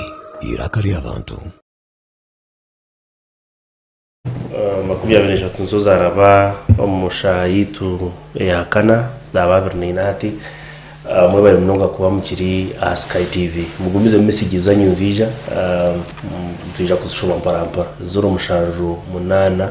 mwenda 52 tuje kwanza bashomera na bezo numuzere baje muri bike mwatsi ko message zanyu. Send your messages as quick as you can. Ezi twatungira tuje kuzushoma. In fact no shoti takajire mpano reka so messages zikacheho. Najya tumtebe kansa wa program yabari mnonga mamota Jonathan arga koba najya ati 1 fande ninsima ebuze bwambuza takabugashiremo aboko wambuza abwinci abantu bono bitwa kandi ukira abwinci government officials no bakwitwa abwinci batakusta kutunga reports bwa muntu yafa yes ekyo tukitanga konko wafa we reports twagitunga ngo mbwenu wafande ko kutuyamba wagarika mwebyo it would have been better. Right, mwebare program Paul state ine bujanzwa ukwe kurinda abantu abanyarwanda ndekatega mu government hariho ubwere kushirika enkoze bahagaro. For example, key suspects omukutera Jeno Katumba Masasi bakaitu icyo tindu kukimanya kucyaje kityo fande neja kutugambira kwa ine information mu taporo tumusime Karega. Gunanya munareba kurgibana bamweta Julius Karingoma nareba kurgibanda najangu if we are to have proper usage of the gun, the government should revise facilitation of the security personnel so to minimize corruption in the country, which will allow security officers to perform their duties honestly. Mawata franka fugachegeka timanya corruption no mahe maybe na manyisa incident ejirijeho yumsho na yakti buru nubande tereki. Okay. This one is saying Godwin Jamuna Kashozi Shema Municipality Najati, when madness of the entire nation disturbs a disorganized mind, it's not enough to say that the man is mad. Ebyo nani virito corruption mamwetaba hoko gachiruhura na regasho mwana andika najati. Okay, for now he's saying thanks for the program Paul. We are waiting for the message Mr. Gashom. Anyway, kare messages nyinyi muzikipinge nzija ntuje kubantu kakuru ebyo butegeke birayo muri yesu shootings no shoma kugita wagita dots zawo wagita icyo kataho kiyo kataho kiri yande cyo kugira ngo yo butegeke kunkiwezo ko kwita no kurebera mu angoki ahora no mama Paulo ebyo butegeke bukaburamu ahabwa abantu abine bigenderwa byabo nashimira umuntu ngabo kugira ngo topic ejeri izora nonkamye mu magaragaje security ninje twara nk'ikindi cy'igendo tinko gitwara political parties tinko gitwara mu NRM tinko gitwara ninje twara mu na Uganda wenda ngo kuna kushobora ntwafuno mugisha kugira umusirikare mukuru naza kutwegeka munonga hakiragiro na nenkora yeberagira kubiyende ku babiri mu mahero kubategeka konka ground naho harwe bindi bani wathereza yes ati de kampendeshe kurebera ku cha cameras umwana Jones yagamba hari twata kwendera mu politics tuzireto mu bintu bya security because aga namagaraga abantu umur kampara honka kamera zayo ziri propose zikaba ziri cameras enkumishatu biberashatu but out of that figure rukumurwenda makumyana were installed na nomuhendo gwese ntugu John yagambo gunda kumwe konka twaza kuzahamazo umuhendo gwa kamera ogwe eza installation go mu Kampala wagujerageranisa na nembere eyizitambire aha mushango kozo kwako batirwa musase ubona babaterira mu Kampala sababu tino baterire bwejo tino baterire shimo mbabaterera mu Kampala sababu aha installed cameras really so steka te usete twatera mu kamera tika tuyambira according to you cyo kugiza kumanya ekimugeza ho kumanya kamera zo mwamjoni yagira ngo mu Uganda tukubona sende zo kuta kamera zo bari hako kongeze so already wasgerageza no mu gukoza ubwe umunya Uganda nakirebera mu angushi okay long time that is one secondly umuntu abakuma abanyihanga no baki tona ndikimwe ngwamahe n'abasecurity organize no bacha population yitu no mu Uganda tokuza kurota ngo wayasine henda kuba yiki konka tina bagambere tina bapotingire ngo nibafuna seretse kandi bakagumiza mbakafa CID kwere ne koro mu rwaye ko cykwetengese tukuzakucera ne manja ntuba tugahabwe ngo kwendeka tekanye yo no basa kujere bo kwawe konfite tukucera na manja so tina abayaratingire hateki n'abandina tinsa kuba ko ikishika gumiza mu kikabaho umuntu akarwa yakagira ati bandaganise kuntera amasasi nimpura seretse nezi konko umuntu ubwo akagumiza mu akaterwa amasasi kandi ari na very important person in the account kandi agira yakagambe nse kacumanya ngo there is someone uri kumurondora nabwo icyo cyumayisa ngo security te kuhabukumi omuntu uri kugweten kuko afandi yatugambira ngo win threats amagara security ne basaba yes so you in fact to retire yes ekini abo koreza kumbunda bafanda yanagamba tindi kumanya abantu abagurije abo kwembundi barakuratana warakumanya konka tokarebero ko abantu abine mbunda hacaro haji kwisenge ngo naryo nadumira abantu kubatera tukubereye mu scenario mu ground tubiri ishiragiwe kindi byacu konka na scenario ya ground ni tukugira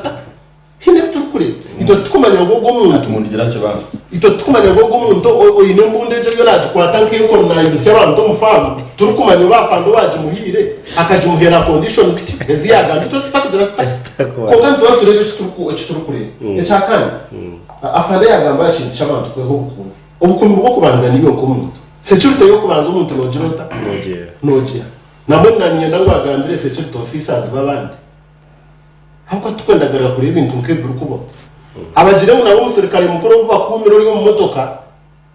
naco kuruga Kampala kaza kasese akakambara kapakinga hotel munja kazomo hotel akarya bari bakaguma hari kabangara bashitani hakamara mu shahibira kahotoka bakata musimzo bakagendeje nini security y'amagarabi habako umuntu umukumira imeja kashi umukumbaka kugira ngo kuma mukamawe no instruction Nicho President Museveni abiranaga kwarazo mutera bagera atabaye akuri interview ine kutamu ubuntu mwa Paulo kugira ngo yo kumirwa w'embundu nco nakugira ngo aho kuma kunyigiso zo muntu owo kuzo bushoborozi no muretera gukora decision yaha muri kutaho mu hotel ugashita mukaza kucharginga kamera washitama mushahibiro zo mu mwazi noza kurga mwenda gwecho uriya warya hari kabangara zirata hashitama nawe no muntu nkiyo ejo nayo ni security ni woyine kuba no manyago go muntu wunyine niyo ni mutwarizanta ariko twari security umuntu nojiro umukazi wo kumutahani ngomuka abo kugira ngo niwo yine kigambo niwo nyineka wetateza aha kugurukira y'umuntu gumuna nabaruka nkabomo okay ejo niyo ni security yo nojeta so ati ngo Paulo niyo ninjira ngo mu Uganda tuno tushero mushango mu security muri meko nk'ibindi twenda kubiha mu politics buryo mai twinegara ka drawing board buryo muki yakwasirwe kora unachikora kuchamuremera shikusharga mu mbera nduku yatabuka bwe hakura tahuki okay so mama fande utakati kwata kubi abo kubiwe nyoni yakugambira indukumanya tinko bakwata kwimuka mwanje kandi nibo ryahakunta hakiragiro konka nanye ryahafutaha scenario ryahagura umuntu nibo taturagura umuntu sky wenaza kuca mu kintu jango nibo taturagura umuntu umanyisi ryahagura umuntu nanye manyisi ryo mu kiragiro okay kare bari muno yasi nanye nakongeraho yasi yagamba issues nungi nka issue ya threats kuba obuko mukazi wawe ngo yafa abantu bakitsa bakakayo bakasanga atafuye nyencho kagaruko kabuko mukazi wawe nguyafu bakaiza n'uburoge mkono bagitera hamutwe bakakayo bakasanga atafuye hachiro chakasato bwarabeta takukwitsa kubonye tere mburu ngwene security threat today bakakwaba kumwe bakagirinda bakakora na assessment bakasanga ngo security threat betaro obeno yenda uborano ja ha hotel onari habugenyi bakwigurira motoka bakakora assessment bakamanga hato chine security threat bakabuza drawing after 1 year okabasabo tunyine security threat bakabako ubisho bakwamba they assess whether the threat is real or not. So kuba bamara kufanga mu mazimaku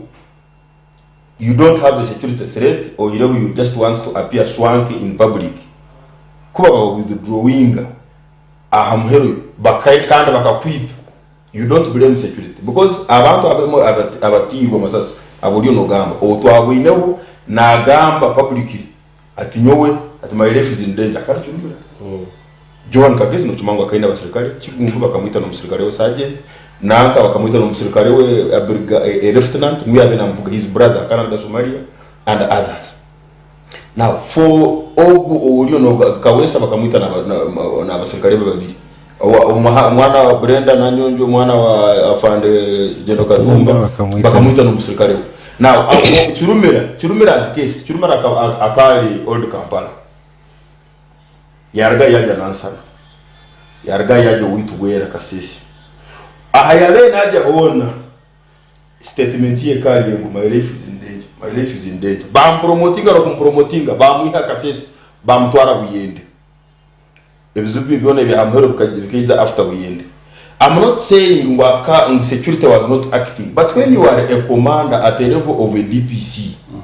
and you have all troops at your disposal, can't you know your security is at stake 1 year, 2 years, 3 years, 4 years, assessment that which threat it is.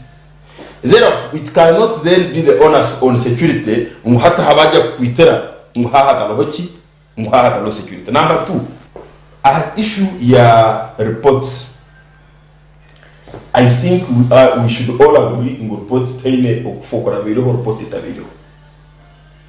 Report zuzona zoroho ohiroho kizubu kiringo nutwenda public nutwenda report zo zurole basta WhatsApp. State negira ngo aha enkora ya security TH. It is for national security, it is not for the consumption of every kasamba budongo. Konga ya sina grasa hadzira katuma Paulo. Now report hanu obtoramara kurugo mshowe. We will make an assessment of our show, of your show. Sometimes Roger on production room, or Garko playing at this whole entire show. I go back on my phone, thinking Roger. Now, do you share whatever you find with us? Yeah, it is for the consumption of you and the management. So, our the president Akaragari Adarati, Joan Kagezi, our Misre, motive, Ekari, ADF au deputy chief deputy DPP kana investigating msango wa ADF nuba musiri yadira namba 2 Meja Chigungu akaba bakamukwata akali prison of war ke hayo yargo mu ADF bamaranka ya Meja aba ADF muye amwenu ya badira in retaliation badira ngoleka tukusere tukwiti General Katumba president ajira ba ADF. Why? Because in general akabaho IGP akabaho CDF kandi nuwariyo nabembeka engude Congo engude zirayamba operation Shuja okusera ADF yagira ngoleka tumusere. Now how do you come and say reports to zero mura motive te komanya atwa Paulo tinkumanya tinkumajano kwa na information no majano uma mutari mutegendeserize security program yona nabasa kujitwara umuntu hapa nakunda kushobora ibintu bingi atinyona na hibikizira konka waheza gamba esinani nena murajya gamba ndashobora ibintu idegeze ito nyowe enteka yanja hero komuntu narishi ekibuzo cyanje shi abantu bakora guterwa amasasi ebintu byo kutwanta rugamba tukugira ngo twino musasi kushira abandi nito nshasha nkabandi konga kandi abandi ayiba kureba umwahita kureba abantu bakuru bona guterwa amasasi bine reading kazi nyendo pe umuntu omwe General Katumba katererika tinkumanya abantu are entitled kuba tajine esho nyo tindu kushimanya. There is a difference being having a entitlement of having a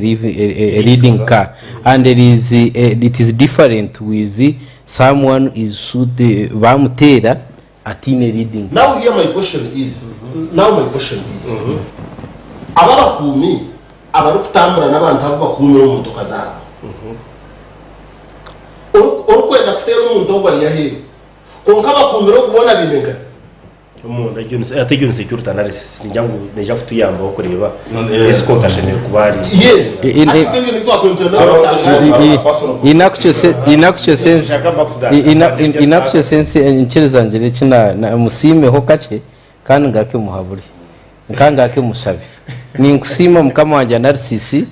ya kugira ngo tutureke guma tutamburana na ba escort bito mu ndomwe umumotoka emwe ejo I will also share with my bosses. We see how we can, if we can change analysis yawe nagisimba ni cya kabiri wagira ngo nureba abantu okwe abo ku misusing embundu ababo kufuna abo kwekuma individuals adikwaserenkenko ni nanda kugitera nani nkushaba ngo yamba security kuko nanagambire ngo tutakarugera aha viewers baza kumanya umugaso gwabo issues za security muni tuyambe tumanye who are they then tugeze correcting the situation echa kashatu nani kushaba ngo nabwo tugaruke tugire mu akantu ko gukora research mu Uganda tuyine mu turi millions zinka 50 konka I think private sabiti nuwabanze kutera minister mukamawe omyaka ingahi 30 itwamara itwenka twasiri security gikurungi kama higa NRM dena garigire mu UPDF Marasha tu ningasha tanamunana imyaka eje yona ejeje myaka itubasize kutekaho obutebekana bwecanga na nabantu kufuna ubukumi bwabo abo kandi nyigambaho nko muntu wa security kandi security ni manyango mu Uganda we are performing well so ni manyango sabiti nuwabanze kutera mukamawe kandi sabiti is a human being kandi sabiti nyenda kumanyisa ngo tokabasa kumanya ubuzahambu cyakabwihangahi umusarabe nagufuna minister tuwa kumusasura twine ekitukweta ngo ni umumahe urumusirukare wena arawensi senaka n'umusharagwe nazihira account so mbweni tureke kuteka tekero mu tureke kumute dene kindi cya kabiri kindi on that point the same point ngo yabanzo kubanza kutera mukamawe mu myaka ejiyona kandi kindi cya kabiri nanyenda kumanyisa kugira ngo echa umusirukare okuguma ha pick up alinzire mukamawe mukama wakataho mu hotel akarya n'ikirungiro kirakora analysis kandi ugireba konkanye ndakumanyisa publicly ngo those soldiers are trained harwe course tweta ngo VIP protection so VIP protection course emyezi mukaga so VIP protection no yegachi no protecting gachi no protecting ro mundo mu hotel ninga inyuma kabanga so we shall share on that kuriya no barya kunywa no banywa kureka no kugira ngo turiyo tutekatekera sabiti ayafira tine cyagambire kugira ngo turiyo tumutekatekera tumuteke bigambo mukanwa kandi cyo nahabura mutureke kutekatekera abagenzi tukana wagize ko mutekatekera tukasa kutekatekera okay jumba timanya so far show yahika icyo pike ko buye twantugambo konka iwe is mothers no zirebe submission gari bindi zawonze kugira ngo ubukigenderwa cyarwa teine wakondaje no bibika ko wagize konka ikigenderwa y'umukurenci gita ko kugire yono rebe kuratirwa kininga ninge kuratiriki we bare Paulo imango gwiro gwasigaye no gwanja gukubo gwaba bubaheza yo kandi batakaga baje no bagamba so kambukoze so bwana His Excellency Yoweri Kaguta Museveni akakora statement mu 2018 yagira ati polisi eri mukawukumi 2018 June ekigambo cyo Ruganda ngwere mwe mungwe byabiriye bihimana babere mwe mungo nyingi kwerize kukigambo bw'irobo nahuro mwe najumira kirumira atakaza kasese bamukurize yaguma nayomba kirumira n'uwo mwe yagize ati police y'indu kuyaho mwagibinga kuruga a IGP kushumira kimwe kwikara kopora mune kugigarakamo kawukumejo yakuziro murumo gw'amani habo kuba ntumangu obwiro bwinjo mbwiro babantu kuba bariyo bagamba security abantu babasa kwesiga bafande ninsima okukiro kuba kubasa kwesiga police nkambi yo nindeba omwaka gw'2019 umwana wa Fred Karakore chairman wa Rushuru tumukundi abasirikare bakaragaho babire ne bakuma bamushanga dayare Paul Nokimanya twaturuzwe n'ishemba buri bamutera amasasa abo kuba yabira y'umuntu uyabira yinaho bariyo baganire bajya gutwa kweno bano kwa nogu bamutera amasasa bombe babi amasasara bamwita konka turugamba abantu ku umwami yasinzwe yabariyo nagamba turugamba abantu abarutera n'amasasi bine complex zabo nkabo babi ntugamba security yihanga eyatireka wese umuringo nkogo abantu kurugayo hatarho kiri kuba kiriye kigendera wabo kuba abantu barwana twaza kuyaya abantu mwihango mu abantu abisirwe mbundu nibingi konke ekigenderwa echa program ejo kubiroko no kuyaya abantu embundeze zitire isma umuntu oruka isma nabantu ki kuba bari abasirikare bitu aba government babari abantu abine mundu tushazira amagezi go kureba ngo abantu abe mundu eze zibine omwihanga zamanywa zakora umurumo gwazo zagendo mnisho yasine shi abariyo nagambaho umwaka gwe 2019 turukuzo mu kantu ke 2020 turukuzazo omukonfidence tukaturiya kanisa yentusi abantu babere baterwa amasasi echo burungi tabafa birwaga bagenda ko bomwe akariyo musirikare mugabo akarwo musirikare yahumuranizata baterwa amashasi barugaterwa kanoni wentusi yes cyanga batera higuru orya yayemura yagenda bakwata owabire nagabatera owabira ryo mukumi we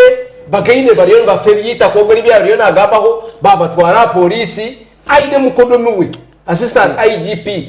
sabi omukasheshe babiye izo bariyo mukaza riyo nakora ekiri kumanyisa ngo haroho insecurity omuyihanga eri protectinga abantu abamwe bakakore bibi bakaguma isi moderator bakore binde birukushara biti moderator I feel offended nareba my fellow panelist na his information abantu yobutwa think kuba ko twafane nizima barinzira ho baze barinzira imbasa ku report ni sabango ncheze nkwereze report ngo on monthly basis twine report security both police and army assisted by ISO to recovering embundu omumbundu ezo harumwe mbundu ezi ababi ezi bakozesa kwita abantu incident yagambo no now ezo na kamwa mijoni yahereze kugambira yakugira ngo report tukugira ngo kwe kweza kurugayo bagiteka WhatsApp ezo report kore no zenda izo mu office yanje as an individual aho kugira ngo twasanga na just take advantage yo kugira ngo twasanga na abo kubatina husimiko no ya report ejo ukabe no gihebwa if it is in press statement kuko ryo munyamahurire ofune report ejo kugira ngo embunde ezo zimwenzerwa recovered mwene hatu wafuna chance turi mu studio hamwe hati we iza office nyo sharing niwe some of those reports then kuturasanga nyoni wo mu discussion yanje niwe twasanga it is necessary to bireta ha media we shall bring them but reports ezo fande ninsi jumba yana tugambere cyabiro semba buri umuntu kwata imbunda akatera abantu babira amasasi akazo mu police nyinshi kareba kamari that's what he was talking about. In fact, you now issue you see the nakan ejo issue ohiroheza comparison information konka generally kuna kwasa kujigarukamo aha suru experience yinyine abantu bine kitandagaho bo kutera amuntu amasasi abarebere na nakigambireho ngo abantu tubakurga mu iguru bakayiza deno bakagaka no badisappearing mu community so twine challenge ya man kugira ngo ikintu kweza kubaho abantu batina bwiso including him wait a bit including him scenario yari yo nagamba no wasa kusanga akajhurira yayabira ruho statement yeteru mufayiro aha police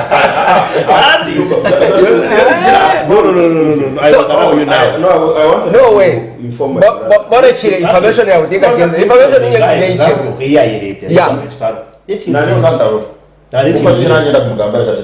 but it's good to know whether you also witnessed in the fire yogomo. It is as if the shooter was a bodyguard to someone, if I'm not mistaken. Nakali mkubwa atira masasa. Very good.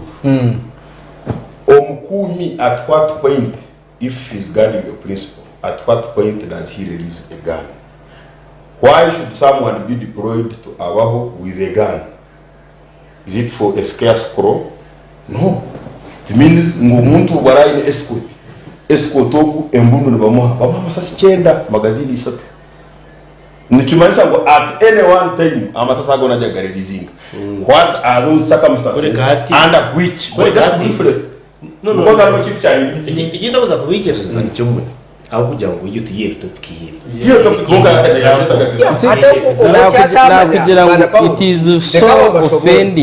it is so offending when someone is deceiving the viewers. Bakarizinga rekame kushobora abati yo mwana wakarakora masasi. I saw that nkaireba na nkarenomtu but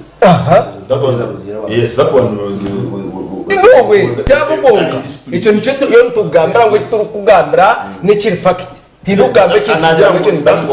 aba batira amasasi bakabatwara UPDF yabahozesa umwe yamusharemi yakana 2 undi yamusharemi yakacyenda icyo nicyo ndukugambira ntabanta bine mbundu naba barukubana baturo mbyaro abo kuba no shango muntu bana Paulo n'abatukurikize n'abatureba no shango muntu nyontu iro mu district etari kezindi eyishebagwe no shango muntu ayina basirikare wowe atarku manyabo inchiro bamukuma wowe atarku manyabo inchiro bamukuma ogarako shango muntu ayina basirikare bamazuro we yemyaka 2 ningesha nabatamburo mu cyaro nabatayago kubarkwenda bayine mu zabo n'abasikuziza nazo mbarananye mineze ngo abasirikare abenji tibayine gukora icyo bakwenda bari bakora ekitiriyo ntugambaho turugamba abantu abarkwita nabo kubabona bingi nicyo naniyo nyenda kugambira fande n'insimba ngo abarkwita nabo nibingi tibo turiyo ntugamba abantu nko muntu otire isima masasi nko muntu owatire omwana wa Katumba wa mara masasi abantu abo ruyari turukuba turiyo mu Uganda turukwesimiramu abantu yibar kumanya ngo erimo businge myaka 38 na 8 yitwaza kusiyo NRM omu government ya Museveni abatabari yo nagira ati nyine polisi yanjye erimo kagunkumi eyamani netenga kwatwa eyari yo nagira ati abantu aba batira abantu aba masasi ne mbizi tbayina na magezi abandi yabari yo nagamberizo bako yabari yo nagamba koro yagira ati aba nituza kushara amagezi gona babakwata batire isima nko kubakwasire kidawarime masaka kati nituza kubarondora turiyo ntugamba kidawarima buyatire nabwe abo kuba umuntu none reba nice kiri kuba nikibakiro owishe mwo kuyabari yo nagamba ayine kigambe kiyagambe kirahora cyashasha kagira ati atwara abantu 50 batanu batero hamasaso kasagarano babaro fungaro atabone babatine shonga pana umunya Uganda no yakwana ngwayo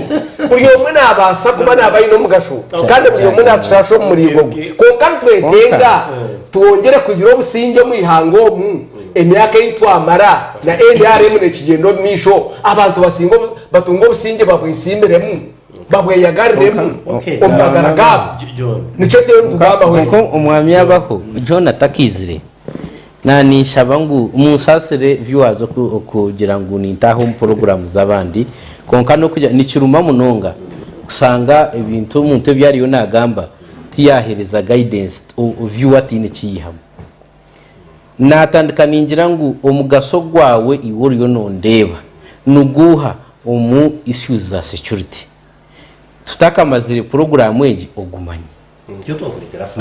now hatu waza gumanye ru sharing information utategereza kwiza omu studio or releasing information na nishabangu we have offices everywhere OC twine police stations DSOs installations nangu n'abachama nero C1 right nowadays they are assisting us to kutugambira issues of national security of national importance reka kutegereza kubanza wizo mu sky kubanza wazo mu radio west then ngorete issues ameza kureka gubwe umwuga gwawe kugenda ukazisharinga na rightful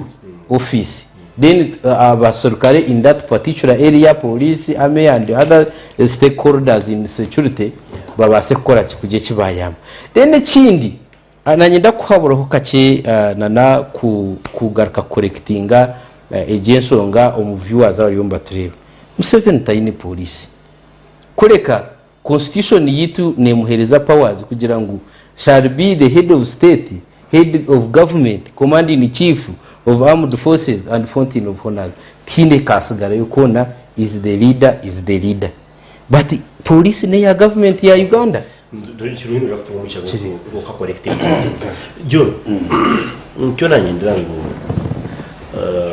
ebirinyi ma badazes ni. Twide kumaka abanyekanda. Akwa ibwata mukuri yatanekeza. Ba kwa fake kwa fakia we but madazes nzireka nka sequence ka pattern. Kezi niye yenderwa ikikurenga hapo twantukambo. We bari ati mu twa joining ebintu bibiri byatanze.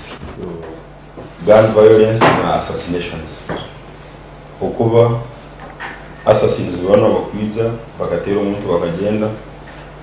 motives zabo mutukumanje zabo muzima. Harona gun violence kugira ngo gun holder imbundi yatikosa kubi. Bino twa discussing atego ningira ngo nicyo jumba yanagira tatora hari biri yanagamba assassinations. Kunga kandi yashobora kurungi ngo abisire omuntu babene bafuera omuntu wondi amahega kam discipline gakakora bise biriko. So justice yagabo 90 years and 45 respectively ningira ngo there was nothing much they would have done beyond that. Issue hari kinani ushobora cyakiri ngo abaisco tubana kumkorora they at a certain point they can shoot someone as long as that person is possessing a certain level of insecurity to the principle. So otategereza kandi orango bakakora professionally they didn't shoot to kill. Kugira ngo ogagira tatu atori atakale desata atobamtira masasi yaje kandi bahora gutire kanu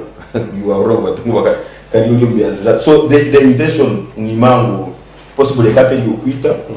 but maybe to provide security kuba abantu abo they could have been possessing a danger to the principal can nichikwata biyonga escort to making sure you don't allow that you use minimum maximum reasonable force on anybody who possesses danger or threat to your principal. Now what we interact politically ebishaka bikargaho pax zone hariyo uwa na UPDF ibindi byabebe shaka hanaka hano haturi hano Makrista Road hata abantu bakumbe ko haturi umusoro nkasaga furo ninga 4th floor. So nichimanyisa ngo armed groups eza fande ninsime zana gambo Itongwa West Nile Bank Front ADF LRA tikugira ngo bakagaruka mu kanisa bajunwa badeniga government bona nichumanyisa ngo abamwe mbasoko bagiye Kongo na Sudan na abandi nabasoko babali yabo abali engaged in urban criminality. Habwati ADF UN kaji labelinga as terrorist group terrorist group mukore ya bibe to will come ni so kora na ngora suicide bombing ni so kuizekete high profile person. Intention yabo is to disrupt security and cause terror. So president Algeria ya mentioninga abo abakutekereza nguno basoko bali engaged on bikorwa ebyo. Amini nibasoko bali engaged on bikorwa ebyo kandi batire abantu abo. Examples akaza kandi yahana habwaki okesi ya Joan Kagezi mu yabiri na aba ADF abo mu yabiri na kwarachi. Okay. Echakabiri emisango yona eyiri mu madda na terrorism netwaro bila bwingi okumara nicho wabwirire July 11th 2010 bombings za BW'EMBUUNDU zisira abantu kacharana na bana abasisiwe misango aba al-Shabaab ekabasisha 2015 nicho korora omusango ogwa Floyd ogwa I can't breathe obateyo kuzu police officers abakwasi baba America nibamanywa na hati hino basitizo musango. We are going to the third year. So ni manyango hatuine obuteke obumwe in our judicial system omuhandlinga issues related to security. Habokuba omusango gwa omu shooting ya before General Katumba, I don't know which one was that. The late General Paul Lokech. Yes. Akakurako operation yaeta na abanyamakuru yaeta na videos yagira ta abantu n'ubano ono akarga hano yaja hari konko umuntu ono tukakora kwatiro musango guno twamusindika ruzira okuyagira kitukumanya General Paul Lokech aba journalist kuba burize ibintu bindi yagira no my work is operation, I'm going to the field. These others ask the spokesperson. General Paul Lokech the late. Okay. Abantu ababe bali engaged on bintu bino. Already bakakwatwaho bari kuba habwaki iteka ya Uganda, we are anglophone ndigira ngu you are innocent until proved guilty. So back then ya proof numugenda mugita higuru muno nyowe ndo musirikali naja nagwero nakusango ine bomba nakwata nakuleta mukoti kuti yagira nguleta ubujulisi nsobora kumanya tutamukwasire na bomba nyani ningira ngijju ibintu banyone ebinkwasire na bibi ko tugira kwa this is not sufficient ebyo ko byana agamba abakawusi. Now what does that mean? Nchimanyisa ngo either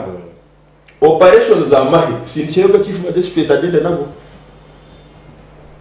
chief magistrate should accompany a squad of yes, because which proof sufficient to the judiciary. Okay. Because judiciary is very tricky. Nubasoko nyo mkoto wakajara John tunawa John are two different courts za Uganda. Because they have ever stated that omusango kwa a certain minister in Uganda. So nigira ngo first option nejo kugira ngo barajaga gukora an intelligence led operation batachinje a staff of the judiciary wabagambire wait ya proof bakwenda number 2 the government ete sente nyingi on training intelligence institutions. Okay. Intelligence institutions zibe ziri legal aware by what to do, what not to do, what can pin someone to scene of crime, what can give us a conviction. Okay. Because of serikali na kwate mbunduye agenda selo muzugu amukwa ebe byabo agaruko mbaraks neto kura wangu ngo bakwasi ngo muri kwi izari sekeres umamka ko twantendere igisho Uganda twagitsigeriye Uganda wabana bageragera nasizana Uganda itwarjire mu nyuma Uganda ya hatu no wera bene mu challenges okatizuru wasi. Okay. Kuyaho ekitwine kukora echo kubanza twine kubanza kumanya ngo security netanishira hadi. Okay. Umuringo bo kora bori umuka wene yabakozi deka kubaretera kwikako echawe umuntu kuza kwechawe ina hakutandika tabembera iyo kureba mutekuza kusya munda hakwechawe. Okay. Echingare obaraenda pia ujibaye ombega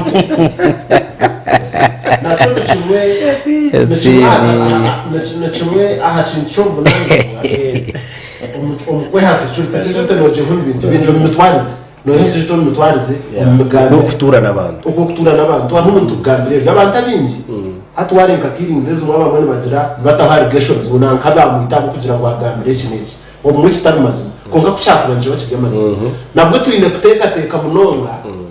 kusingo kuturukugaba okay konka abamwe bagamba munonga kusingo kubateka oba mijumba seconds 3 tokukira ku mpenda bubiri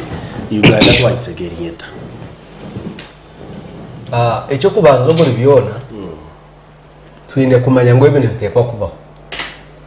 abo kuba ahanga kuyahangira amagara cyane ko bagira tubisebye kana atekwa kumanya ngo natekwa kuba na haruhu kufa icyo gitekwa kubaho icya kabiri oriya ndeba yayemereze nuko ko kintu gwera bwambera no kumanya ngo government yonerho umuringo gona ni tekwa kugira abantu abantu baba bakahura bone bikereza ngo government niyo yabito bano yabatwara mwene cyaba kigiye mu kwikereza umbate kibaro yo bikerezamo umuringo go nanka government niyo mwisire nanka tuyo government abantu no kwegendeserezo mu bikorwa byabo omigambere no mitwarize Uganda kabasa kugenda umisha okay umwami John Uganda twagitsega abana Uganda muri wena abantu bano bakora securities abakuzikoramo no bari umuringo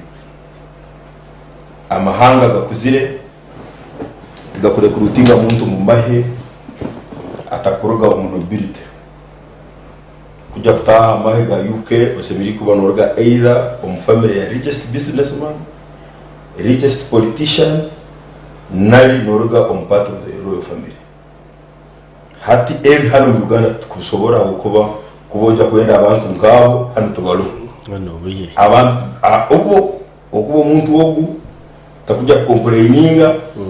atumukazi wanje nenda tinyine sente umusara tukizi takuja complaininga atumwana wanje awiye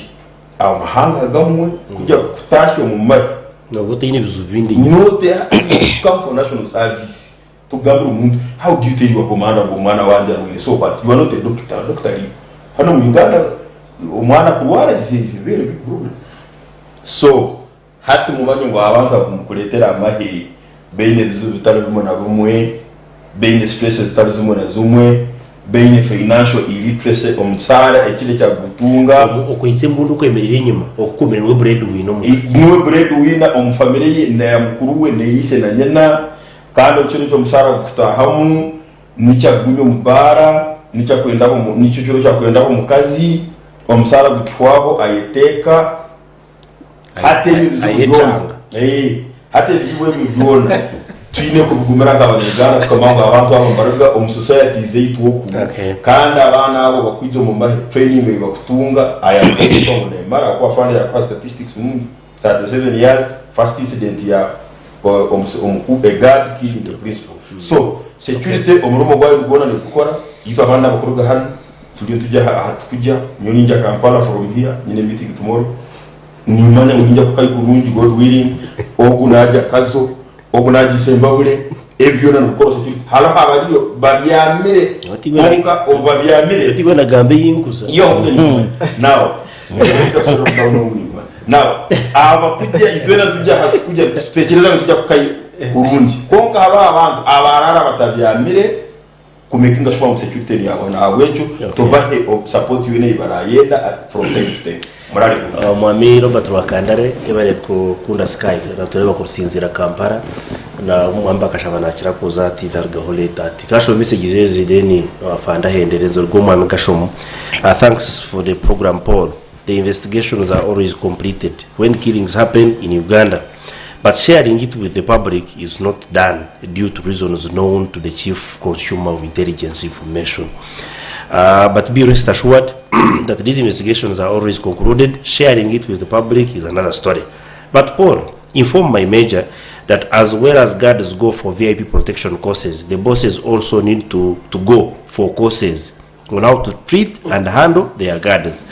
whether soldiers or civilians, because we have seen bosses mistreating their guards in public. afande over to you wano ya wabare munonga niza kutandikana na message ya kasoma gasoma yes wabare munonga konkana nyenda kumanyisa ngwito mahe oba itwaba kwata mbundu hariho akantu akumukukira kwibwa Uganda People's Defense Forces amuhero Uganda Police Force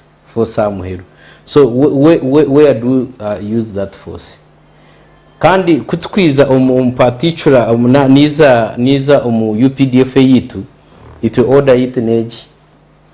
name ni sima escorting agasumba na zakasese okurugayo. So program yawe no gitebekanisa uba kuhereza order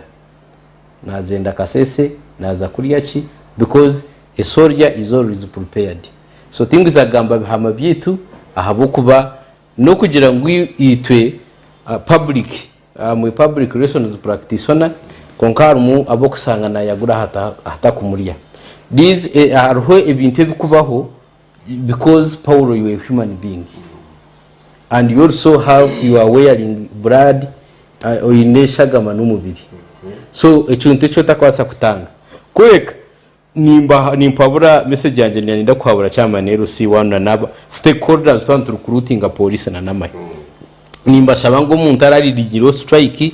umuntu aratemereho mugenzi w'umukono umuntu akuzire kiragaragara umuntu akuzire arukwe arinke cyatali is not feeling himself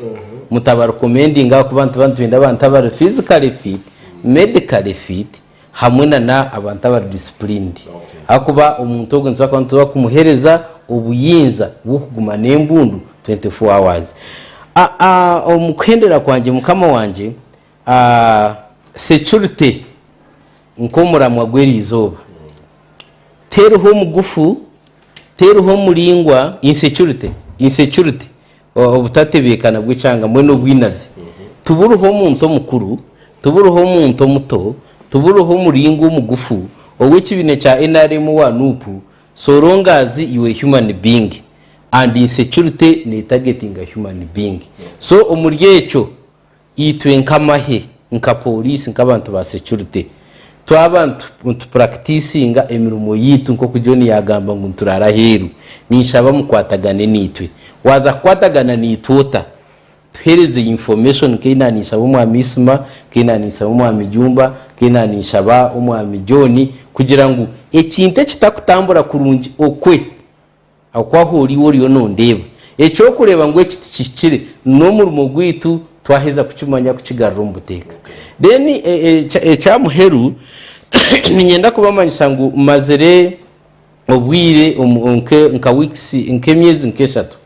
ndukurangirira abantu ba Western region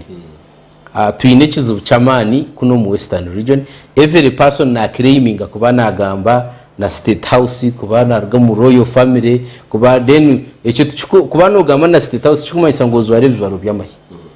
okuba no gamba no orumurumina wa general ningo rumutano wa general tichukora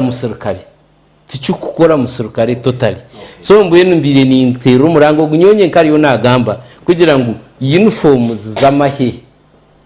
no kwete yete chotali mu birere mbwenu okurgo mu program eje kora ahuriro mu yes oziteka hantebe abonu bo bantabinkushaba musharinge nitumba tugambire deno go orabe nazo mu kisenyi yabarkasese hima yabari hima na keji na kachindo kinyamwenge ukarariyo nagambira kuno musirikare wa nakarema kuno musirikare nakora na sari musare kwakora na CMI igi information utajimutumira. Those are the people to report mu reporting abantu bikikeje reporting omuntu ari kugira ati nyowe abantamburaho tubahangara. Don't joke with that statement. Informing a security nyowe abanyepimamu nyumboreka izo statement mureke gukora ki kuzisirikira nyewe nkafakari nyewe ndishirira bwenge. So ni intero muranga yezu nise program eji aga ebikorwa bitari bya burizo omu security okubo murisa wa general tukumanyisa ngo ozware ko ozware uniform jacket z'amahena ki so far we have so far arrested more than 15 and we have recovered those jackets and those military info. Then nana hariho kandi aka group ako kusanga we nakunda kugura ebizware bikwesaniriza ebyamahe kana inda bizware kiro we yabaye tuba kumwitegereza je na ihangwe takubizwara na inda bizware kiro yana yambuka kuzakacika yana yambuka kandi umukorodo please imwe abantu numbamanya mba reporting kana neze mbunde zinagambaho egikategure ya hamuheru it's true mu Kongo hariho mwadhani necessary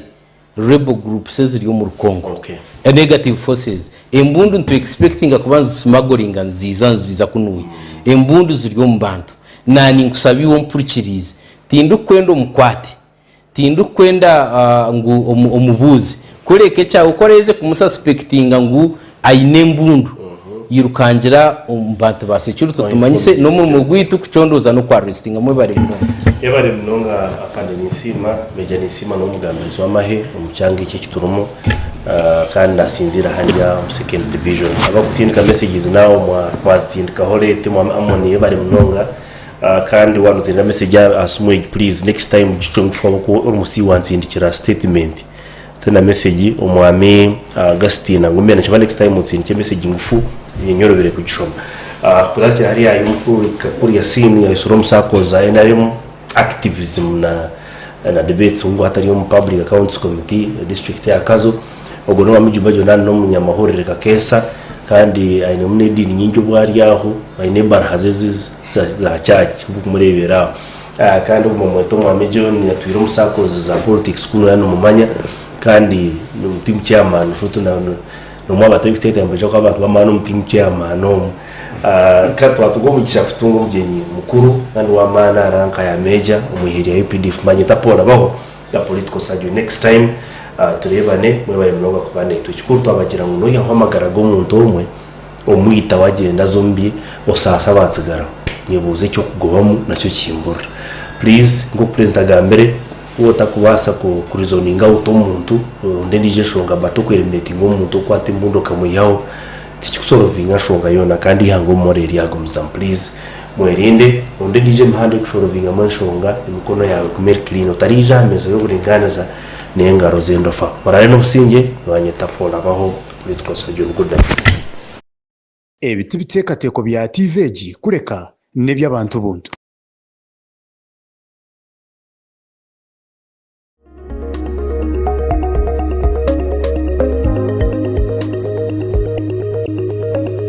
Sky TV irakari abantu.